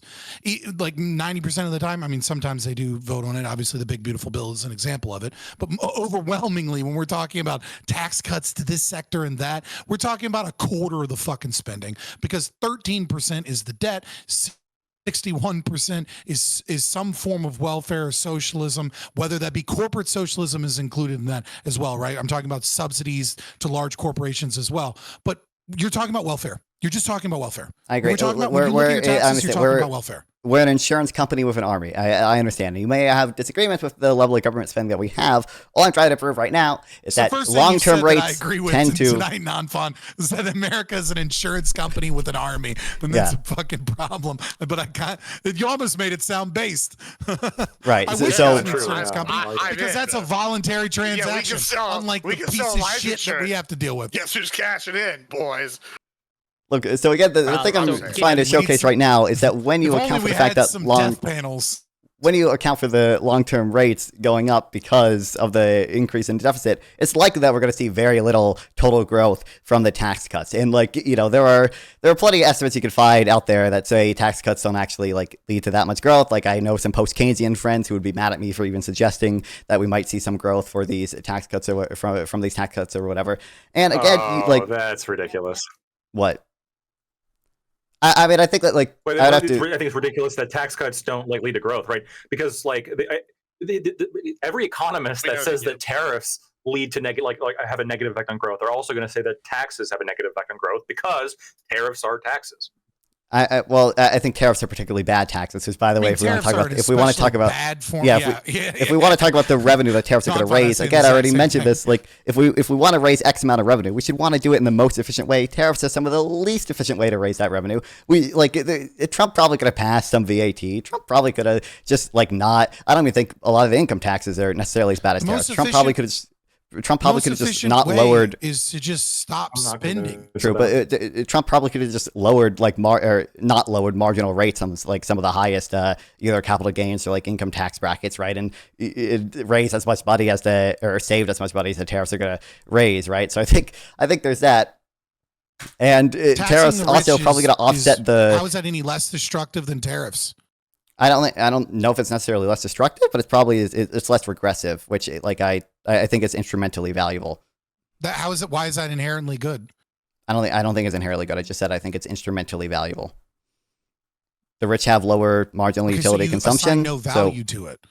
No, I think it's instrumentally valuable. So I don't think it's an intrinsic good, but I think instrumentally progressive tax systems are usually good because the rich have lower marginal utility to their dollar, right? So that's usually the reason I would not be concerned as much with taxing rich people. So you think that if we tax the rich, that it is going to be institutionally good compared to consumption taxes on tariffs that you just said that you're for. I guess you were joking. I wouldn't necessarily say consumption taxes. I wouldn't necessarily say. I'm just trying to understand your theory here because you're saying you believe in multiple things that contradict. I'm saying that you don't actually like it's consumption preferable. taxes It would be on the middle class. It'd be preferable for Trump not to raise or not to lower the top brackets, marginal brackets on households earning $400,000 if that raised as much money as the tariffs are going to raise. Because I don't think not lowering those brackets would have, the same negative growth effects, negative uncertainty effects that we're seeing right now from the tariffs. But overall, I think a consumption tax system would be much better than our current system, and I think we should transition to that. I don't think that's politically feasible, but yeah.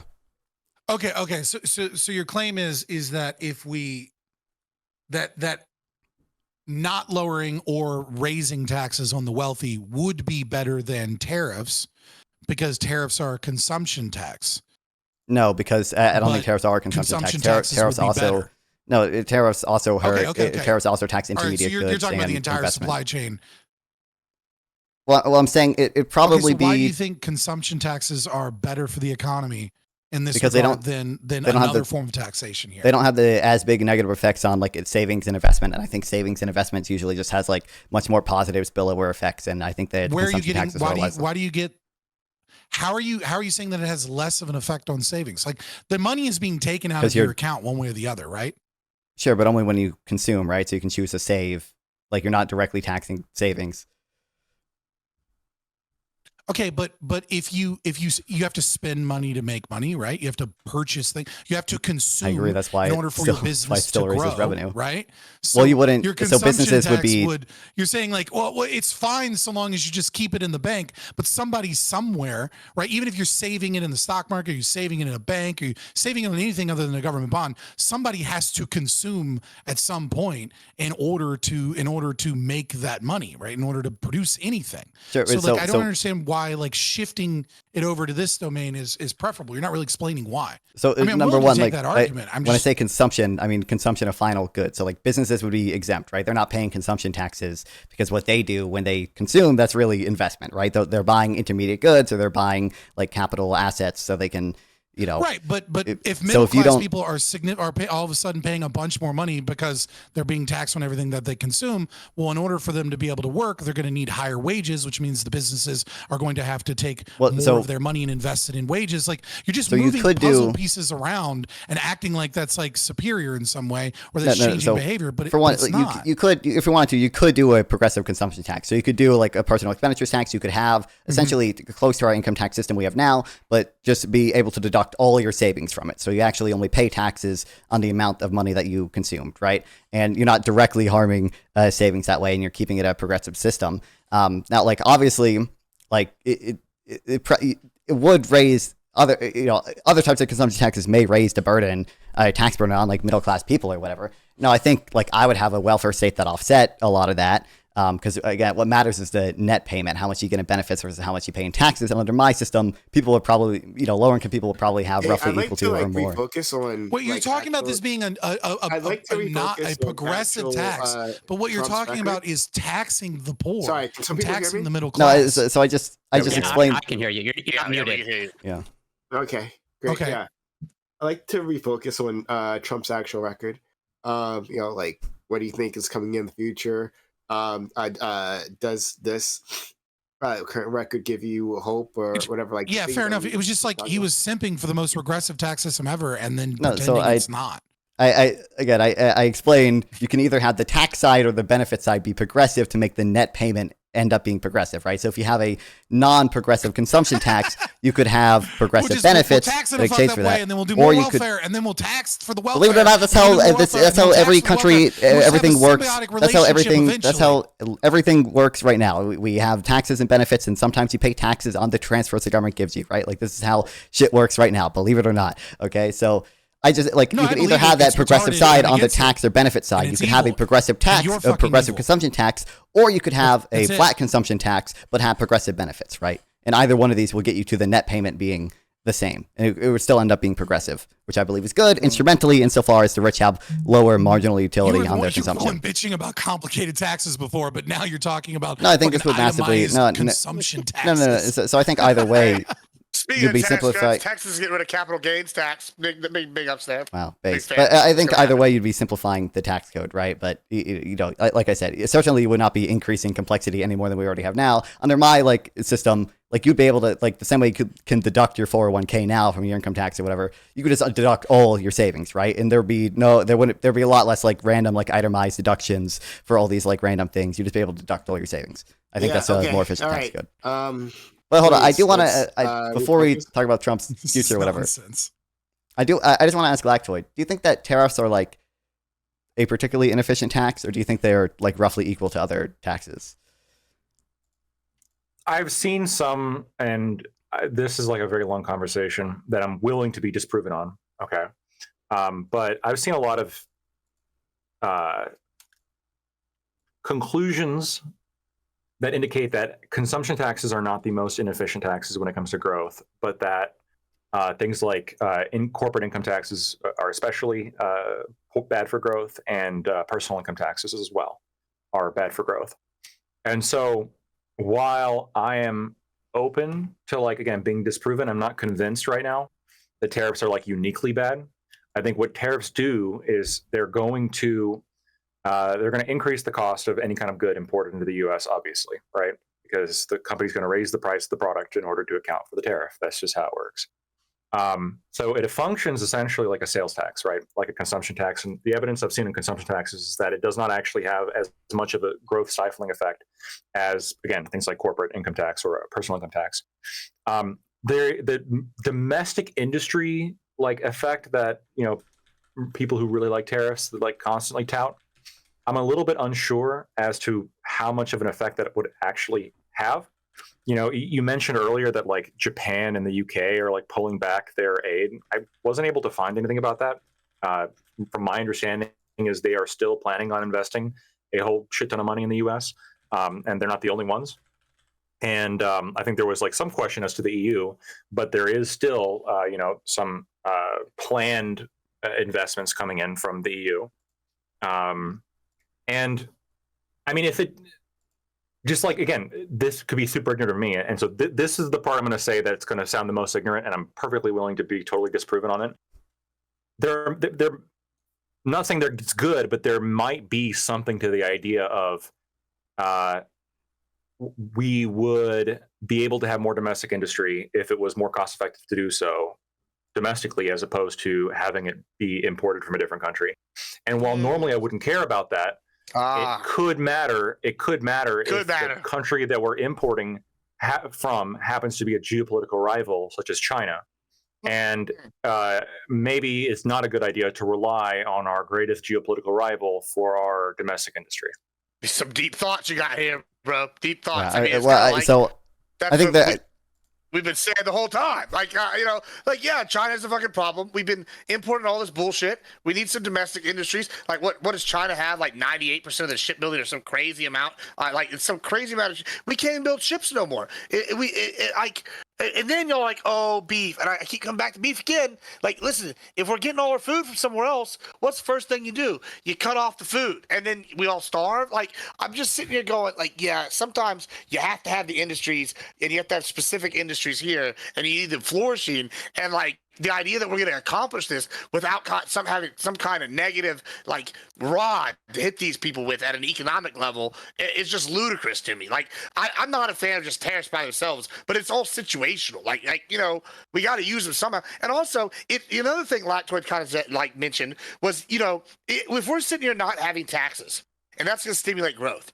Well, what it also does with the tariffs is it encourages us to spend our money on domestic products, which is, like you said, increases the supply chains. And at the same time, you know, it's like Fabian said, it does change people's patterns. If I'm going to like go, oh, cigarettes are too expensive now because all our tobacco comes from Timbuktu or where the fuck tobacco comes from, they're going to go, okay, I'm not going to go buy mostly America tobacco. Yeah, but neither here nor there. I'm just using it as we can pick a different resource, whatever resource there. Real American product. It's like might have been the one. It's like that. It's like one of the few things. Whatever. But you know what I'm trying to say, right? Like, you know, if they're gonna sit here and go like, oh, okay, we're gonna not do this anymore, and we're gonna switch to fucking, I don't know, weed or something else, and that's an American-grown product. Like, you're gonna go, hey, oh, why wouldn't we do this? Why wouldn't you want to stimulate these, like, what I would call like necessary industries and like get money, and it shifts the money that there's going to be spent by the taxpayers from us being taxed to these other governments paying. Like I said, one of the things that Trump kind of like didn't promise, but he said it would be maybe an end goal, is to eventually get the tariffs to replace the IRS. If we're able to like choose, hey, I listen, I see you cringy, but just hear me out. If I know it's never going to happen, you know, it's a pipe dream, but incremental change. If I'm not getting taxed, but it's in contradiction to what I made you state earlier, which is that like tariffs are terrible. But hold on, they are terrible. But why would we choose tariffs? If I don't have to buy that product, I at least have the option to spend my money that I would have got taxed on to go get my money and spend it on. Oh, I could buy, I don't know, Israel special bagels, or I could buy America special bagels, and I'm gonna go buy American, even though it might taste a little less, because I'm choosing not to get the fucking imported one because it's taxed more. Like, I'm not having to pay for that directly. Now the other country is. I understand what you're saying. Listen, I understand what you're saying, and right. And when we're talking about beef, when we're talking about bagels, when we're talking about like things that are kind of like, no, shipbuilding would be different. Yes. When we're talking about, hold on, hear me out. a tariff isn't going to have this huge impact on something like bagels. The reason the tariff isn't going to have a huge impact on something like bagels is because we grow wheat here, and then we can turn wheat into flour here, right? We grow eggs here. We can make all of those things here at relatively cheap cost. And so the only reason we would be importing bagels is because either the product is superior in quality or the product is superior in price. Okay? The problem is when you start talking about computers, you start talking about cars, you start talking about things that are incredibly complex and are made in literally thousands of different factories. And when you start putting tariffs on things that require a global supply chain, you can't create the United States of America cannot, without extreme cost, create something similar to the entire global supply chain. And so it's not like, you know what we can do though? We can just go take it over with our fantastic military, and now we own it. That's really the next second part of this. That like go sure, to war with so- the so- world. take over the I'm sure fucking that'll work world really well. If you take over the world, So that is what a you're- really expensive. Hold on, that is a really expensive and World wars complicated have way turned out great to historically. get rid of tariffs because pretty good for tariffs us. are the problem. Like you just described the most convoluted way to get rid of tariffs, which is to make the rest of the world fucking us, and then we don't have to pay tariffs anymore, right? Like the problem is like, I agree with you that there are securing countries that are, efficient supply lines, bro. That's what we're doing for national security. I'm saying, listen, I agree with you that countries have been fucking us over throughout the whole world, and the left has been ignoring it and downplaying it, and the right And has in been cahoots. And in has been cahoots. ignoring it as well. I mean, I don't know to what degree they are or aren't in cahoots. That's not as important right now. But what I agree with you, right, is that there are hidden tariffs that are paid throughout the whole world where they play funny games with VAT taxes to basically create a tariff when they say that they don't have a tariff. There are real tariffs that occur. There are massive regulations. There are protective regulations on how much things can be imported. And we have, for the most part, been less destructive in that than other countries. We've had tariffs, right? We especially on specific items. We've been tariffing China for like fucking 20 years. We're acting like this is the first time we've ever done it.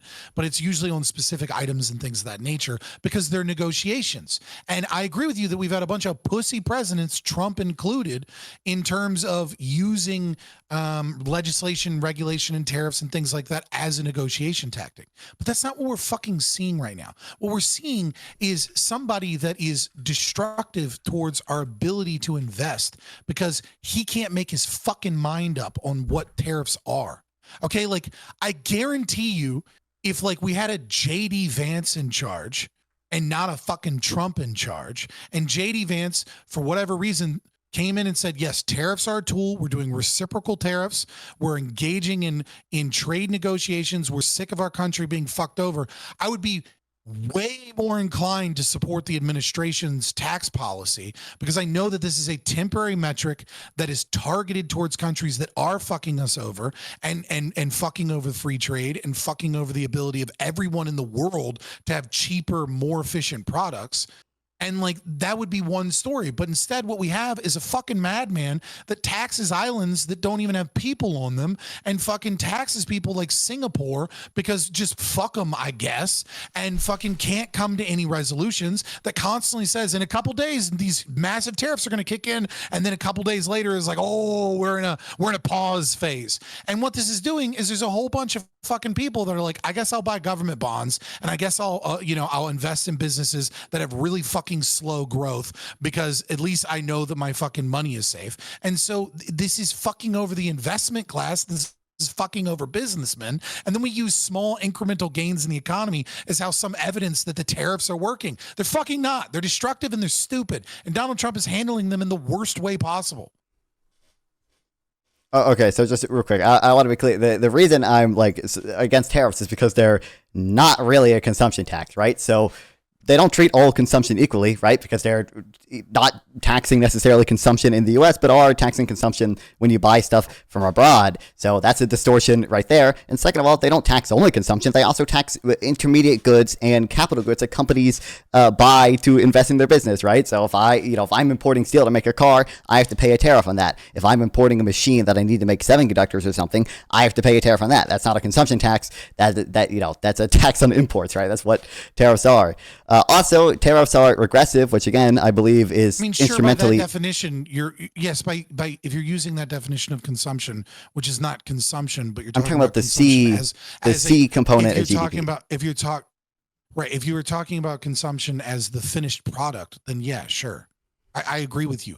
Like buying imported steel is not the end product unless you're, buying steel, but you're still consuming in some regard. You're still purchasing things for production. It's a distinction without a difference, right? Like if you're taxing a sector of the economy that is used to produce goods, then it becomes a tax on those goods, regardless of whether or not it's a direct tax on the good itself. I think I probably agree. When I say consumption, I mean like the C component of GDP.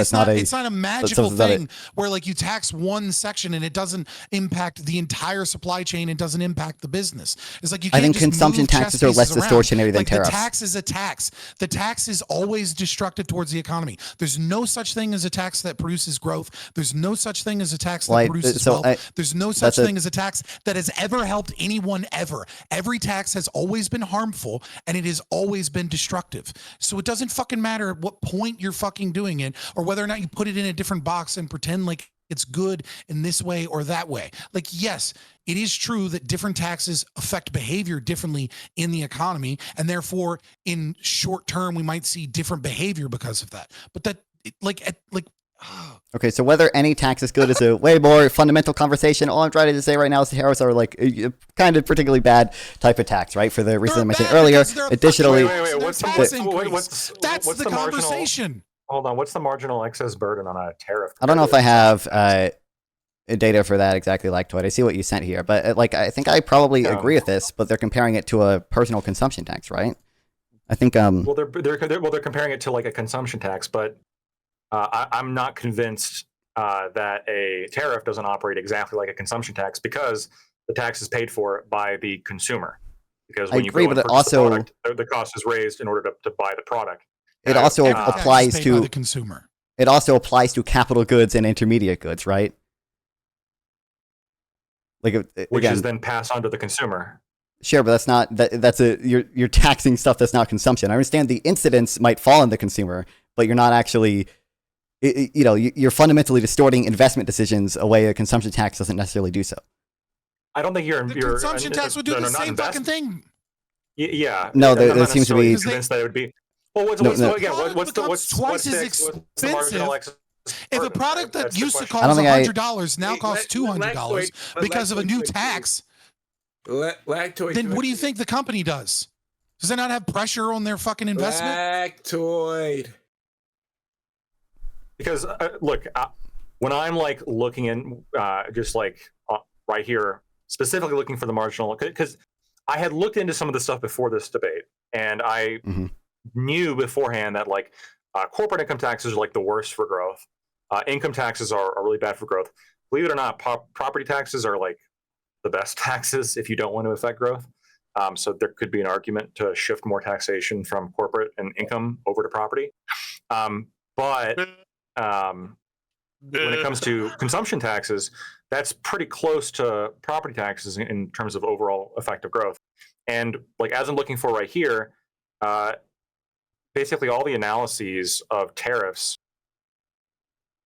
seem to put it in the same category as the consumption tax. No. So a lot of people, would like define it as a consumption tax, but they're talking about different things. So when I say consumption tax, I mean, there's four components of GDP, right? And I'm talking about the C component of GDP, consumption. The type of tax I want to do only taxes that consumption of final goods, right?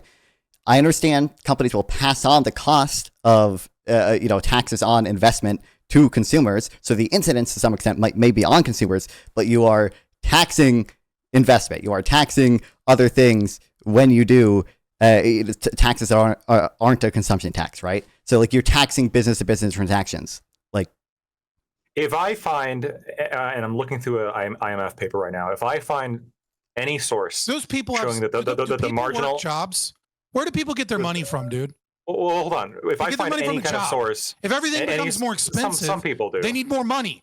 So then how are they getting paid? They're getting paid by a company, which means the company now has to increase wages. Sure. Which means the company's investments are being taxed by the consumption tax. You cannot fucking isolate parts of the economy and then say that the tax isn't affecting those parts of the economy. Okay, I don't say it doesn't affect it at all. Like you can find papers saying that consumption taxes still have some negative effect on investment. It's just not as negative effect on investment or in growth as like things like income tax and like capital gains tax and things like that. I find that to be complete utter nonsense. Yeah, I understand you deduced from human action what I just said was nonsense. But okay, yeah. A principled position instead of just shifting numbers around until the data tells us what we want it to tell us. It's fucking nonsense to think that we're going to tax 30% of GDP and it's like actually going to be better and more efficient because we found a more efficient way to tax it. Taxes are taxes. They're always destructive. And everybody pays for them in some way or another. That's obviously a much more fundamental conversation, right? But you know, so Well, to somewhat agree. Like, I don't agree with this idea that like, well, taxes are just taxes. Like, all taxes are theft. So in that case, I guess they're all sort of the same thing. But like, if there is a more efficient way of doing the theft, that overall means that the theft has like a less of an impact on your economy. The only like all way else that it equal, is more that's efficient better, is right? that if it costs less money to deduce the truth. Well, that is the only way the tax is more. No. It's less money to figure out. Lactoid's figured it out. He's right. Right. This is exactly what I just said, Lactoid. So what's happening is, we're not getting directly taxed. The burden shifted, and Fabian admitted this earlier when we were talking about this. Oh, it's bad, but we could use it to negotiate with these other countries, right? And there's a possible net positive. Oh, so we're going to increase domestic industry. Well, individuals are not going to be getting taxed as much, and the revenue, it might be taxing us in an indirect way, individuals but it's a less bad tax. Nah, because I could choose to buy American. I admitted that the tariff can be used as a tool to stop other countries' taxes and to negotiate away taxes. That's the only way that it's beneficial in the long term is if it destroys taxes. Yeah, it hurts them. That's the only benefit. Now we can get. It doesn't help industry. us. It hurts us. And I don't get them. taxed directly. I get to get more money in my pocket. I can choose how that money's spent. Yes, you get to get more money in your pocket, and then the fucking economy inflates, and the prices inflate in some other way. So the more money in your pocket is only a relative. It's no relative difference because prices go up somewhere because the tariffs increase the prices. That's what he's saying. Tariffs do increase prices. So what I'm talking about, on specific goods mainly, though. Right, but what I'm talking about, there's the whole point right there. If it's they probably goods, then you can choose to buy the American version. That increases efficiency at the American market, which grows that market. So hold on. And so instead of being taxed, if I got rid of all the taxes here, and the American market's growing, which means more jobs domestically, which means they're spending, and people are choosing to buy that. Then guess what? It follows. Guess what? American industry increases, American profitability. There's more money at home because America's producing. It's very simple. America's producing a widget at $100, and China is selling us a widget at $80. And then we institute tariffs make it $120. A 20%. Then we institute a 20% tariff, right? And now all of a sudden, China's product is $96, and the American product is $100. You're right. It is true that some people will then be like, well, it's only a 4-cent difference. So you know what? I'm going to buy the American product. So it strengthens the American company. But the only reason that occurred is because the price of the product was raised up to what America was pricing at. That's why make it more. You would make theirs slightly more. So the China one, if you choose to buy the China one, it's now equal to or more than the American one. Then you would buy the American one, preferably. Yes, you're correct. If you were to then institute a 30% tariff, right? Then the Chinese product would be $102. The American product would be $100. That's now, the way. You used to be able to buy it for $80 fucking dollars, but now you're forced to pay a fucking American company $100 because the prices increase. All right, so now what happens over time, Fabian? So as domestic product increases and catches up to demand, what happens? Does the American product then become cheaper than $100 now that we built up the industry to build that product? You could argue that prices may go down to some degree on the American products, but it's never going to go down to what it was previously, all other things being equal. Especially, you should consider the opportunity cost, right? That's the main thing. Is that there's always the opportunity cost of you lost money in between, right? As these sometimes the pain now or the pain later, right? Like if we keep it's a fucking meme where there's the chart going. Later. I mean, there's just like very like lost money, and you lost the money to invest in companies that would have created. Yes, and during that transition, there's no fucking investment happening, and so we're just fucking plateauing instead of progressing into the future. Sometimes, but what I'm saying is sometimes you have to plateau to build the industry in your local area. Like whenever you don't do that, you will have things come up like agriculture, and this is why I keep coming back. If we suddenly can't produce our own food, for whatever reason, we're fucked as a country, and that can always be a tool these countries use against us, right? So you might have a plateau period where you invest in American agriculture while you sit here and you stop fucking, have these tariffs where, we're going to get Chinese beef or whatever at fucking, a nickel and dime. Like, that's not exactly where it's coming from. But, like, that's just for the sake of this argument. Right. Like, so for the sake of destroying progress, you will invest in American businesses so that you can protect the American businesses from the potentiality that Trump goes and bombs everybody. Fucking yay, wonderful world we're working in. Like maybe just maybe we could stop fucking bombing everybody and just fucking work with all of our partners in South America that grow a fuck ton of food and stop trying to overthrow countries every 10 fucking years down there. And we can have 20 more Malays in South America and we can move into prosperity instead of this taxing war-based nightmare fuel that you're fucking drinking over here. Like, it's stupid to try to like just stop bombing people and just fucking trade with people. It's not that fucking complicated. There's a fuck ton of people that can grow. There's like there's like 280 fucking countries in the world. We don't need to be at war with all of them. Some of them can import us some goddamn food. But Gibbs does want to go to war with them. I'm saying. But in fact, Wednesday we're going to the tariffs. Wednesday we're going to talk about going. There will be no more tariffs once they're all fucking America. That's right. And just to clarify, Gibbs, you want, understandably from your perspective, you want American agriculture to expand, but then you also want to get rid of all migrant workers at the same time. So you want you're gonna have like, let's say, half of America, picking fruit and growing agriculture. Like what's gonna be army then? How are you gonna build all the ships and the super carriers? Who's gonna be on those? Guess what? This is where we can get this. I've already advocated for this. We make the legal immigration process easier, and we can import people with the legal way.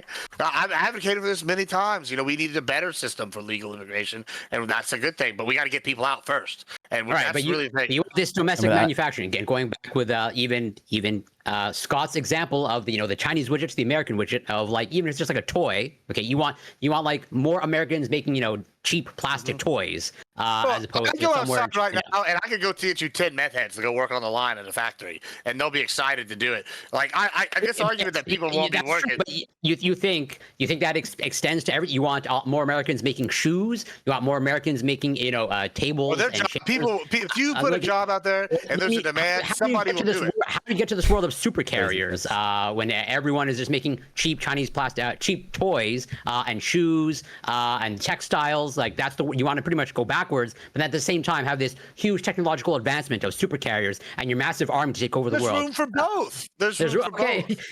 Okay, all right. Right. I mean, Gibbs, I think you're. Fuck. I think you're just like not really. Testing. Can people hear me out there? I can hear you. Like not you guys. I mean, like you test my stream. I'll test. Testing. Yeah, I can hear you. I can hear you. Okay. Well, Fairy Queen, thank you for the $5 super chat. Does Nonfon think child labor is instrumentally good? I think it Sean, thank you for the membership that you gifted. But yeah, I'll let our friend Nonfon answer that.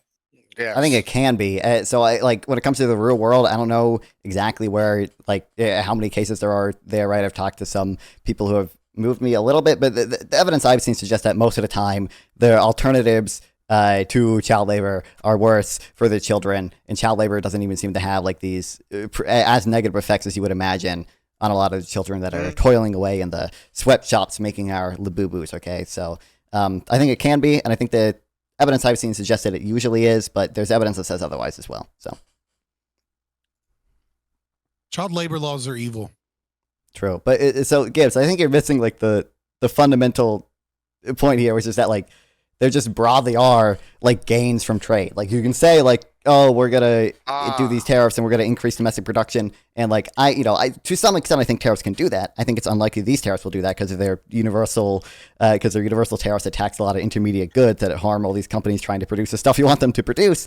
But like that just limits the gains from trade. So there just are broadly gains from being able to produce what you make best and specializing in something and trading it for stuff that another country is especially good at, right? Or there are gains from economies of scale, where if you specialize in something, your average total cost can go down, and countries can trade based on that, and that is broad-based gains too. Yeah, I mean, I disagree. I feel like I kind of went into why I disagree. I don't know. I don't know like how many more different ways I can You already disagree. agreed that tariffs were really bad earlier, and I Well, said no, but yeah, I mean, I think that I agree that like if I had my perfect world, I wouldn't have fucking tariffs. But like it's the same thing. It's like I also think that shooting somebody, if you get to the point where you shoot somebody, that's a negative. They're dead now, right? Like, hey, cool. It's the same kind of thing. It's like having a gun. It's an economic gun, right? And so I think sometimes having the fist is a situational good, and I think in this case it is. You should shoot someone that's breaking into your house. Yeah, and right now random Singaporean people. Listen, random Singaporeans have been breaking into our ass. That's what they've been doing. We've been getting except they haven't like Singapore and all these other countries. I mean, like they're moving back that way, but their governmental structure is changing. But as it stands right now, up to this day, Singapore hasn't initiated any fucking tariffs on us, and we tariffed them. So we just shot randomly. We fired into a crowd because a few people in the crowd were bad. That's what Trump did. Hold on. Have they been benefiting from being a financial center of Asia? Would you say that's yes? I'm sorry, I couldn't understand what you were saying. Would you agree that they've been like a financial hub for most of Asia, like one of the financial hubs? Yeah, I mean they're an intermediary with China. Yeah, they're an intermediary. Great, so cool. So what they have benefited from is American economic benefits, right? They have sat here and they've made themselves amenable, right? And just that's gotten how trade works. Cool, right? And they've just lived off the teat of our fat. That's what they've lived off of, like a parasite. We could have been doing this directly, but instead they're taking our jobs away as financial centers. So yeah, you know what? They can get tariffed too. So just anyone that trades with us is fucking us now? Yeah, basically, yeah. If we're not getting a cut of the pie. Well, that's what do you mean cut of the pie? I mean, like obviously there are positive some games. He's like the mafia. He just wants taste, basically. You gotta get a taste, bro. They're benefiting, bro. Why do we have this? It's like a mafia boss just being like, your business is doing real well over here. I'm gonna have to break some kneecaps. I deserve a cut of this money because you're whatever. Listen, y'all talk about American stability, us being a stabilizing force and all this shit, like with shipping lanes and whatnot. They're benefiting from that. It's time to pay the piper. That's what it's time. Y'all act like this is just some foreign concept. You can paint it as the mob, but you know what? No, they buy shit from us. Oh, when they buy shit from us, that is them paying for it. Give us a taste. It's time to give us a taste, too. No, because if we spend money on taxation, okay, to have this big ass Navy, okay, those are costs passed on to American economy, which means our prices are higher because of the money we're wasting on our Navy, which means when they buy our products, they're paying a premium for the fact that we have a big ass Navy. They've already paid for it. That's how trade works. Would you say they would exist like as they are as a financial like major hub if it wasn't for being an intercessionary person for the U.S. and the rest of the Asian countries? Probably not.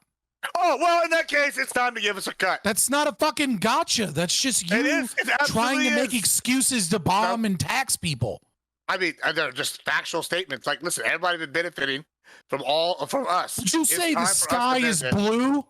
Oh, well, there it fucking is. The sky's blue, so I'm right. Listen, what the fuck are you sometimes it's just talking not that complicated. Yeah, I mean, it's that simple. If they're benefiting from us and living off our fat like a parasite, then it's time for them to give us. They're not a parasite. They're paying for it. And we're benefiting.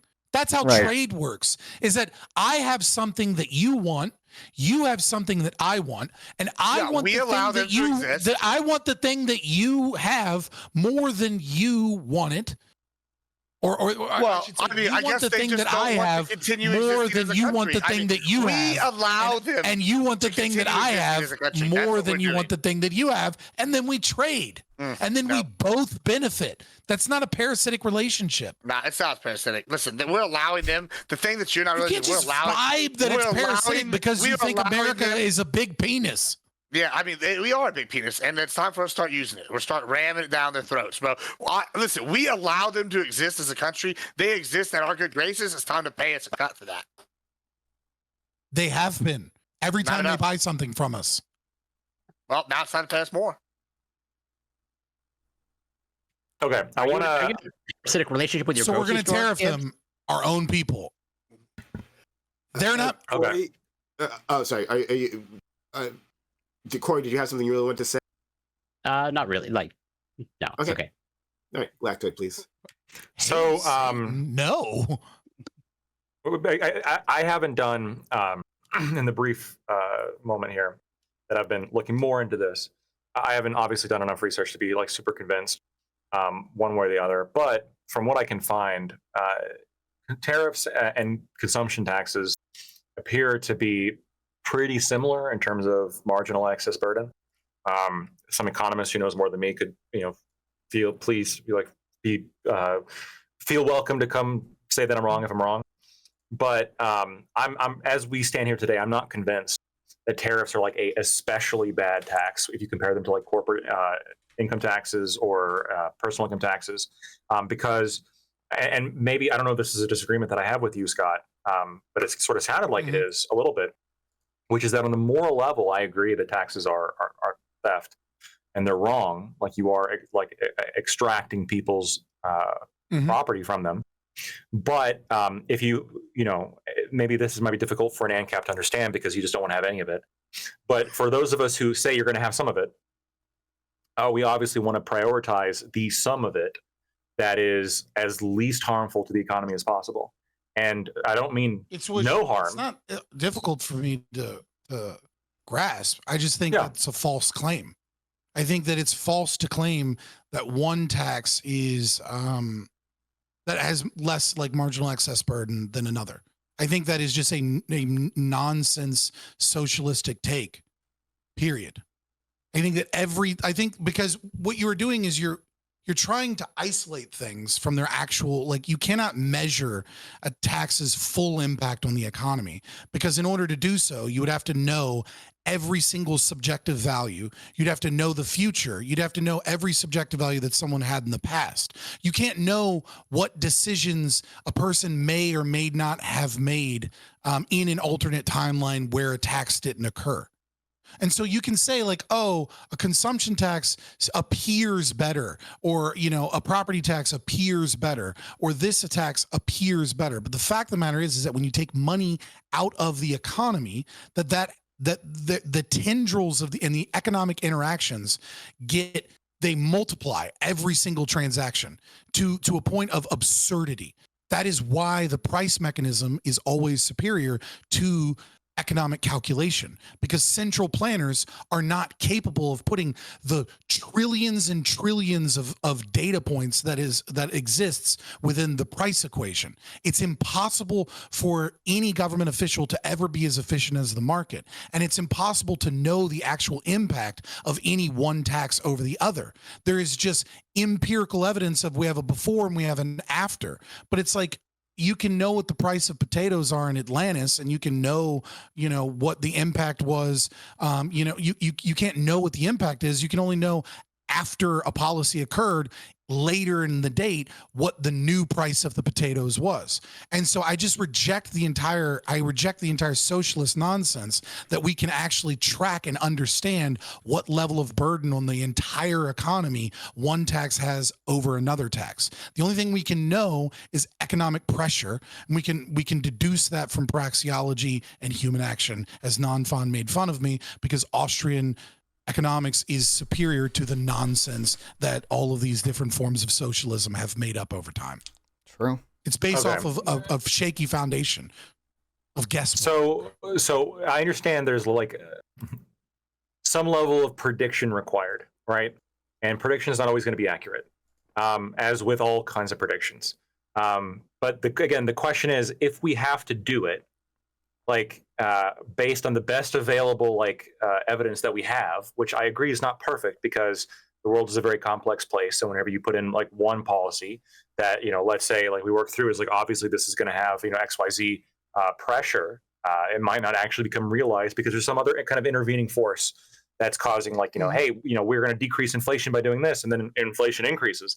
That doesn't necessarily mean that the thing that you did, like for example, if we implement tariffs and we see prices go down, tariffs therefore must mean that it causes prices to go down. No, of course not. I'm not saying that. Right. But it has an upward pressure on the price. We know that it has an upward pressure. It obviously does, right? But we can also look at taxation. How some economists. Sure, but I think it's also fair. We both know what it means. Right. But I think in the same way that we do that, where we say like, okay, if we make a product more expensive for a producer to provide to consumers, they're going to have to raise their price. Like we can predict that they will have an incentive to raise their price.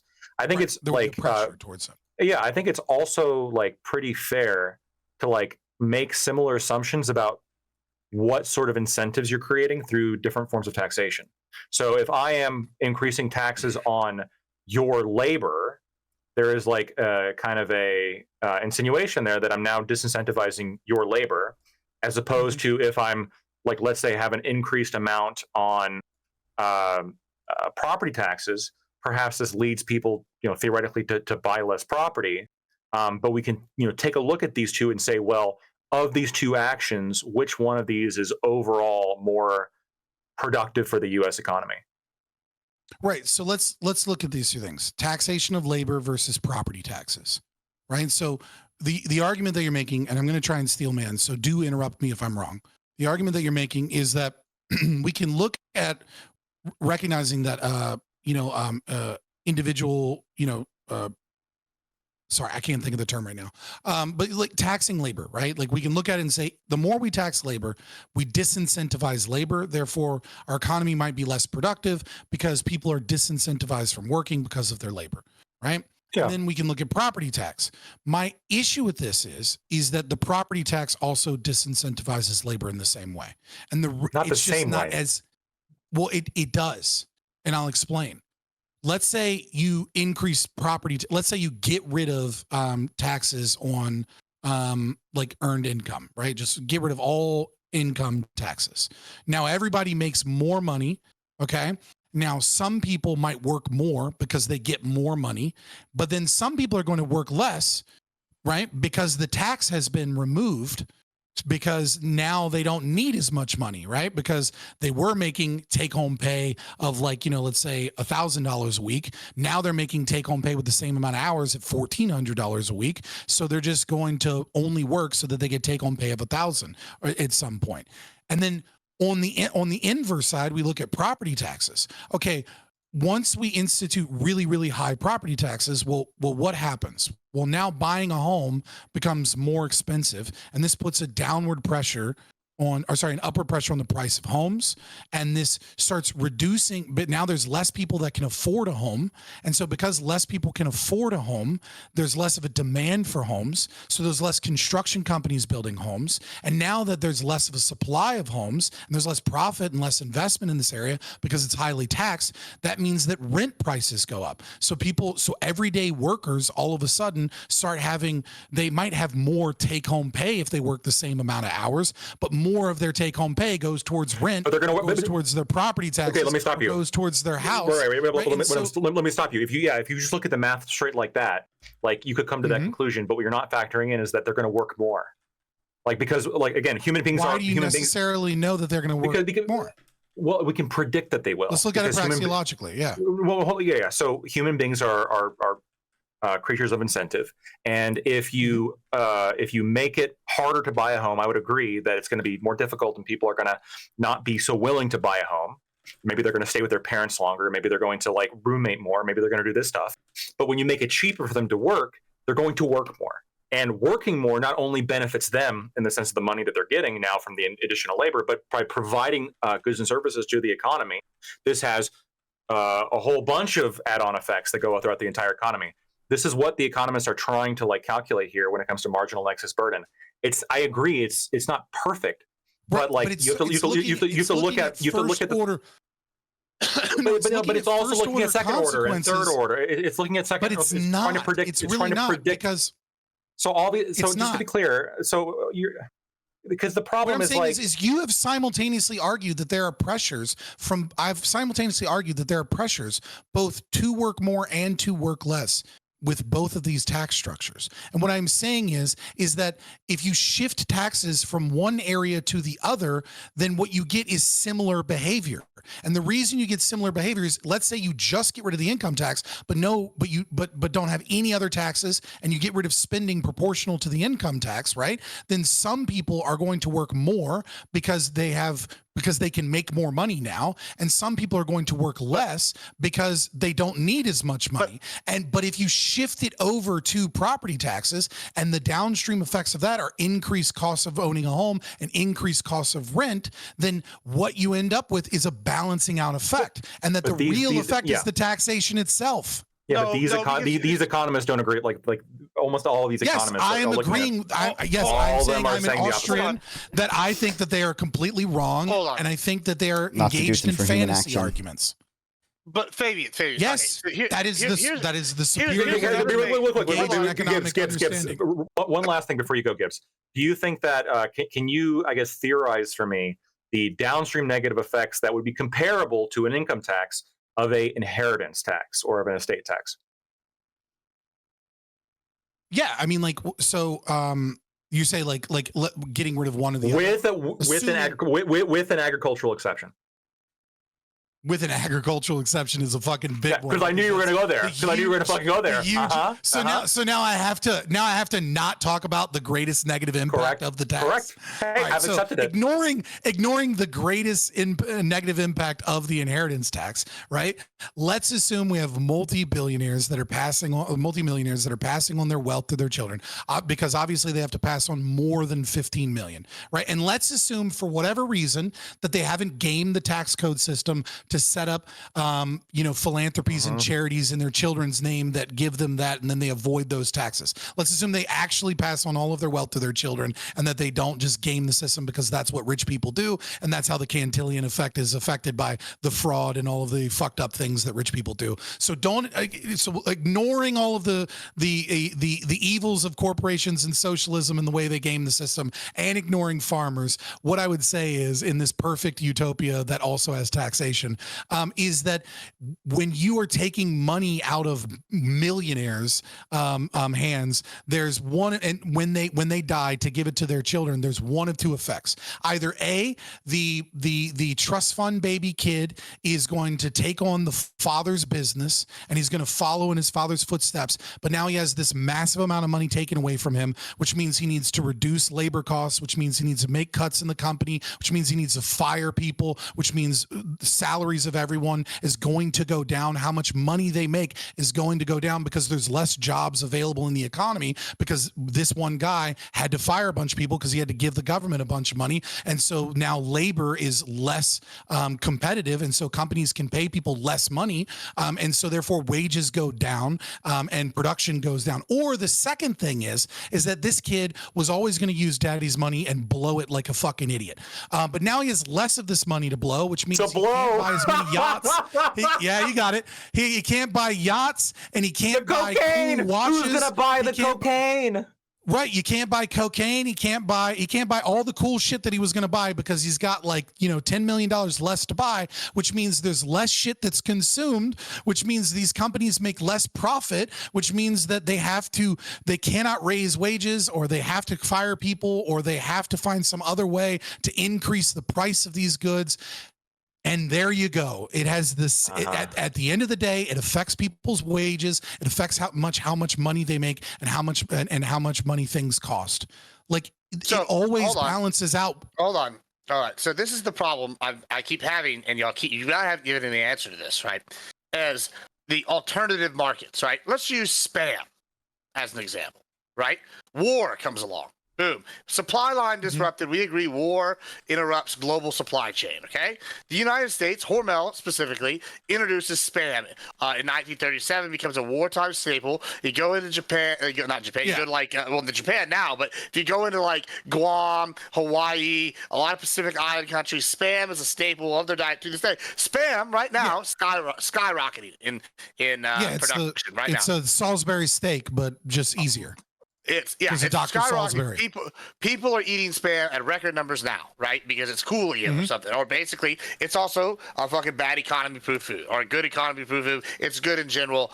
It's a great thing. Now, what happened? Why did this? Okay, we all love Spam now, apparently. Okay, all right, what's up? Now, all right. Now, look, okay. Why was Spam initially introduced and do well? Well, because we had a cutoff from the supply chains. It's a food they could produce, and it grew. Massive increase in growth. Okay, cool. Now, Spam doesn't need any outside influence. It's an American industry that's growing. That increases job growth. That increases all these things. It's a domestic industry. It requires some outside influence because some of the chemicals are probably produced in other countries in the global supply chain. And so the tin cans that it's in, and so the plastic that it's in, and so the components of the factory that makes it. So that's just not true.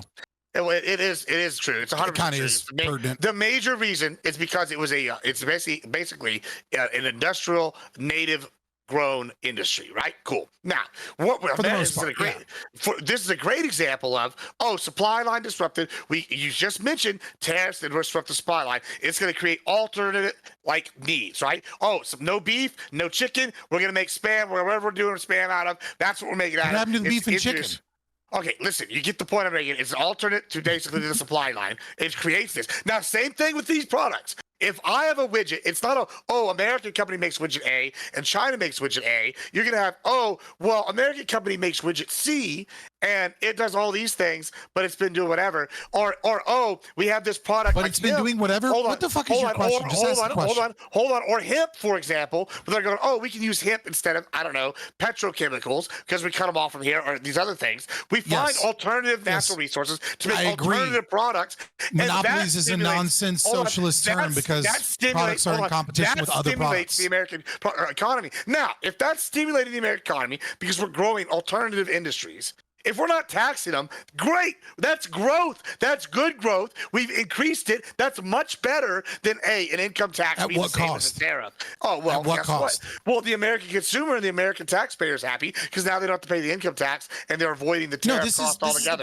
This is the problem. This is the problem with socialists, right? Is they'll steal $1 billion and then they'll build a bridge and then they'll be like, look, the stealing of the $1 billion worked great because look at this great bridge. And then they'll measure how much, productivity increased in this small town because a bridge was built and all these other things, but they just completely ignore the $1 billion that they stole. Okay, it's the same fucking problem with tariffs. It's like, yes, I agree that if you tariff the fuck out of something or there's a supply chain disruption, that there is growth in American business, but it comes at a cost, which is the other products we would have purchased if not for the tax. No, because what I'm saying is you're not choosing the fucking tax.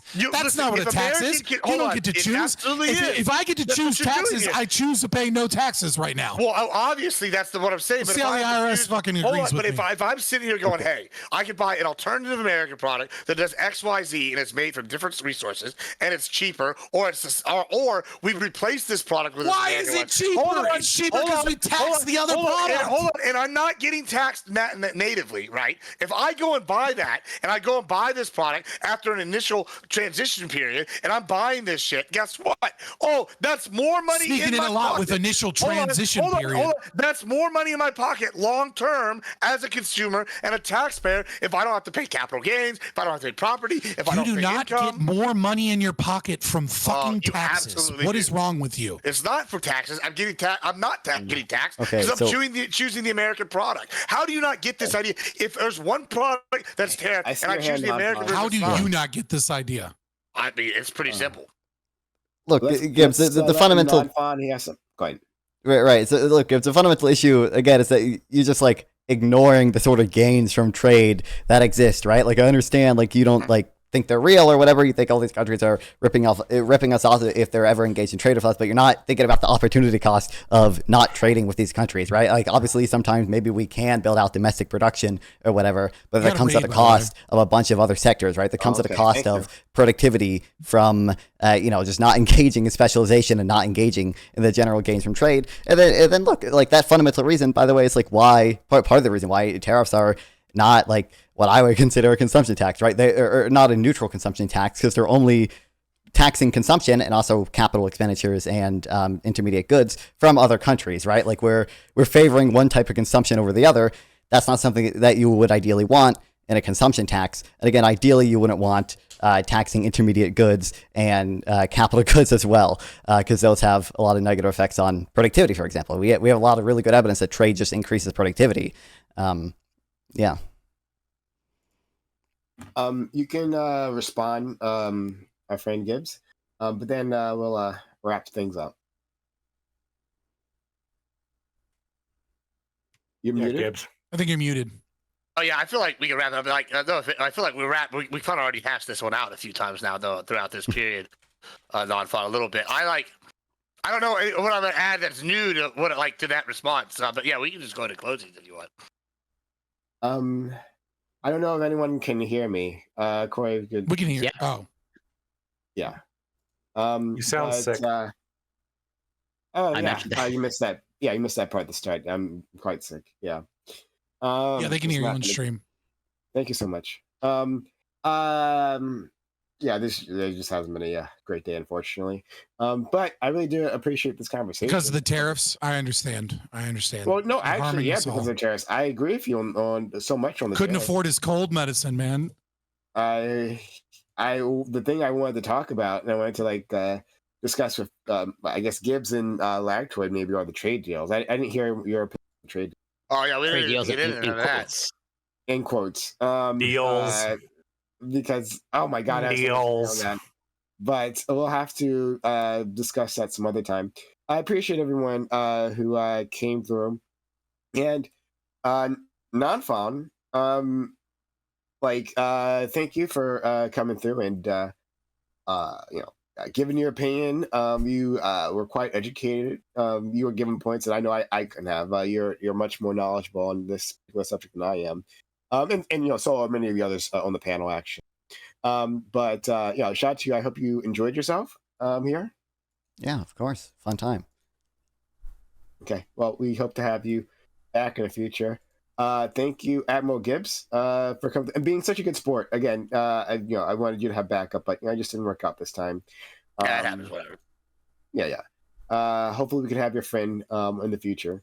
Yeah, she'd be a good addition. She has like a nice perspective on the econ, especially since she's like a higher kind of exec. She got like the macro picture. She would be good, but it happens when people don't fail. Also, I just want to say, I don't usually call out chatters, but Green's aplenty.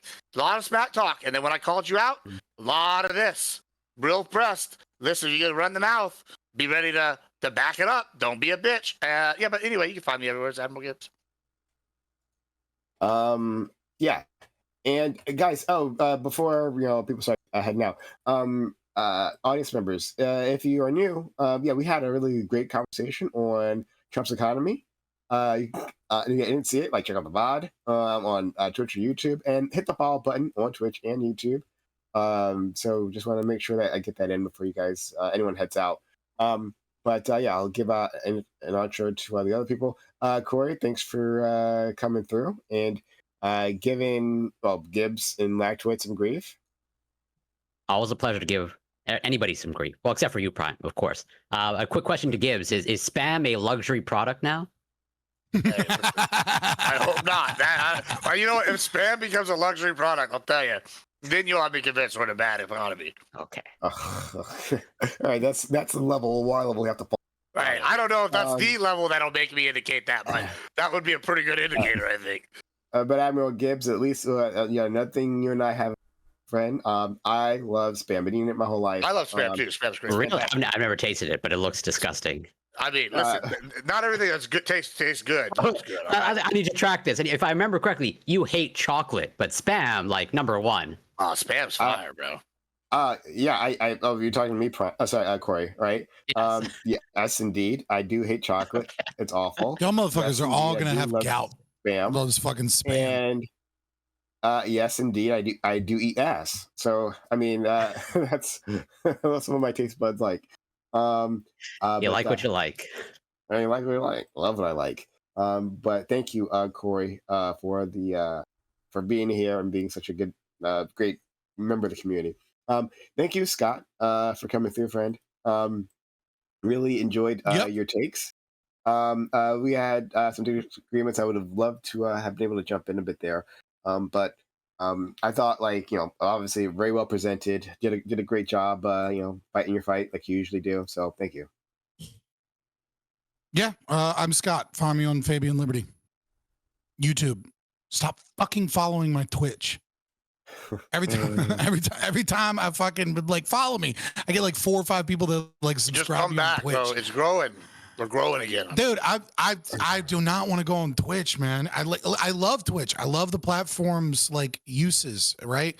Obviously, Twitch has an extremely bad botting problem, and and things like that. But mainly, I just don't. I like saying spicy shit. I don't want to. I don't want to get banned off of Twitch because then I'm fucked from ever going on to anybody else's Twitch stream. Yeah. Scott needs to be able to say. I have to protect myself. I mean, right? You know what I mean? Like the start of the stream. I mean, like, yeah, but, you know what I mean? Like on YouTube, I get to call whores, but if you call them out by name on Twitch, they frown upon that. Because that's their profit model is whores. That's the majority of their money. Right about that. Whores the best. Big fan. They make a lot of money. I'll give them that. They're real capitalists. Good people doing good capitalism. I appreciate them. Speaking of whores, no. Sorry. Wow. No, of course not. My friend, or a person who doesn't like them, who's squeamish about them. But my friend Lactoid, really happy to have you here. It was a great conversation. Again, I enjoyed hearing what you had to say. Some motherfucker just followed me on Twitch. Fuck you. You touched on some things, even in terms I was learning some terms from you. And so it was just fantastic. I love hearing knowledgeable people discuss something. And I think you did a great job of coding yourself, as always. Yeah, Prime, I mean, shout out to you for muscling through whatever you're sick with. I hope you get better. One of the things we didn't talk about when it comes to Trump's grade, I mean, we talked a lot about the economy, which I think was really the focus of the topic, so that's fine. And on that front, I'm not convinced that all taxation, I think it's all bad, but I don't think it's all the same level of bad. And I'm also not convinced that tariffs are uniquely bad. And I'm not convinced that the Big Beautiful Bill is uniquely bad either. I'm optimistic, and I hope that things get better.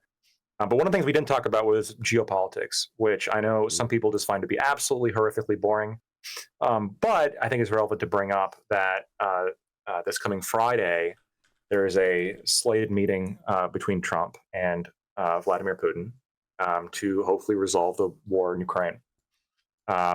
Some of you know I've been following this extensively. I think it'd be a good thing for the death to stop. It's a lot of people focus on Israel Palestine, and I'm not shitting.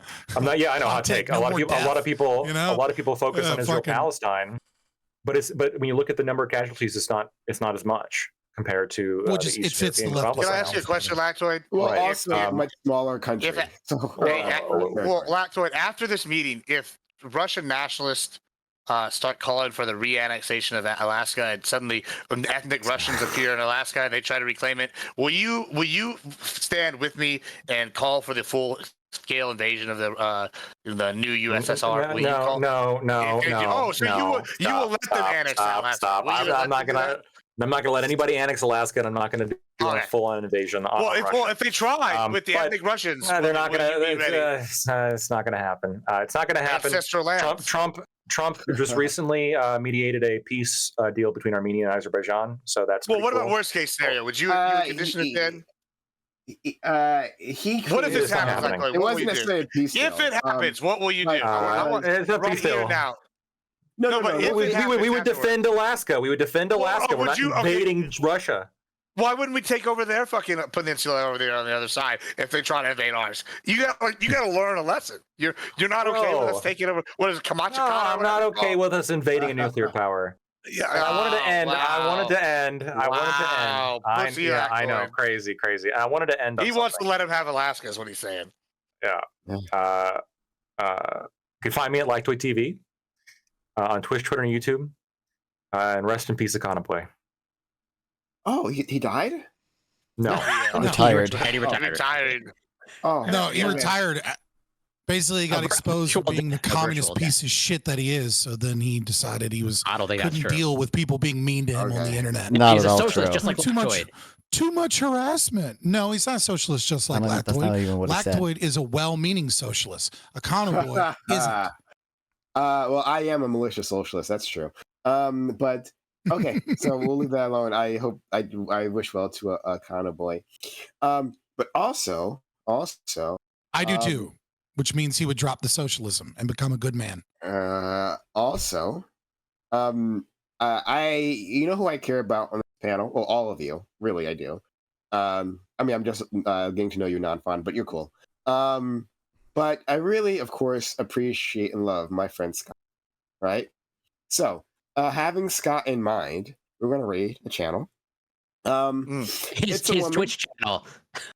It's a woman You better dressed not in a fuck- bunny outfit, right? The name of her, the title of her stream is Live, Wallet Draining, Pay Pig. So, Oh, God. I God. think that Oh, this God. is the content. Repent. My friend. Repent. I was on CuteBot stream last night. The Christians and were right. My cup runneth over of You're flattery, welcome. All right. You're welcome. We are bringing. I appreciate it, Admiral Gibbs. I appreciate You're it. welcome, You know, Andrew. Andrew Wilson was right the whole time. I am bringing civility So by calling out these whores to the degenerates. All right, one at a Andrew time. Wilson had it all wrong. His biggest problem wasn't the Yeah. lefties. It was Gibbs bringing the degeneracy to Twitch poll. That's what's going to happen. They're already gone. But thanks Oh, so much, goddamn it. guys. America Jesus will Christ. be hedonist again. Bro, I'm telling you. I didn't have the site muted. I only had the stream muted, and then when you rated, it just was blasting whatever music she was having. All right, I'm gonna bounce, yeah, guys. Yeah, thanks so Same. much, guys. Have a great one. nice to be on a panel with you, Nonfon. Although I support your shrimp welfare. Hell yeah. Let's Dude, fucking you didn't bring go. up shrimp welfare. That was the biggest L. That was I should have brought up. No, shrimp welfare. take a W. Yeah. I assume. Damn. I assume you're. I like Are you vegan? my shrimp to suffer. I am I'm philosophically vegan. I'm still working on being dietarily vegan. I only relatively recently committed to dietarily being vegan. So I've had a lot of sort of 3-day streaks before breaking it. But I'm working on it, yeah. So what you're saying Cool. is you want me to That's send you a giant stack of steaks is what he wants. He needs Exactly. the steak. Obviously. Yeah. He needs in his life. We gotta convert you back, bro. Take care, everyone. Dude, I Sorry. support Yeah. veganism insofar as it lowers the demand for meat and makes my meat so much cheaper. Well, you're Well, I gotta go. you're seeing the I gotta- you're seeing the backlash on conservatives and lab-grown meat. Adios, y'all. That's a Gotta be fight that's in the pipeline of conservatives are. I don't want to fight lab grown meat. I also don't. So yeah, fun time. Tariffs are not consumption taxes, believe it or not. Not a just because the incidence falls on the consumer does not mean that they should be considered consumption taxes, right? Obviously some of the corporate income tax falls on consumers, the incidence of it, but it doesn't mean that we should consider them consumption taxes. Tariffs are probably bad for growth, probably bad for productivity. A lot of evidence that says that. So, is she gonna say corporations are hacking buying everything? Probably. I'm gonna read a little bit more on housing, hopefully. So that'll be interesting. But yeah, I don't know. Maybe. And also the big beautiful bill, not being uniquely bad or whatever. Like I said, I didn't research how much Biden added to the deficit. Now, like I said, it could totally be the case that Biden added more to the deficit overall than Trump has so far with the big beautiful bill, right? But it's kind of weird that we're saying I don't get the position that Biden took advantage of the situation to do a bunch of spending during COVID, that strikes me as a little extreme. And then to not try to at least like estimate like how much growth we experience from that. Like maybe I should do research on that one day. I'm sure there are papers out there that try to estimate the sort of growth effects of the American Rescue Plan and whether it did help with the recovery. But like there probably is reason to believe it helped with the recovery. And, if you want to chat with me live, sub here or go to Nonfon420 on Twitch or Kick via the links below. Once again, please like and sub to help with the algorithm, and consider sending a donation through YouTube Super Thanks to directly support me, and I'll make sure to reply to any question you ask. See you guys next time.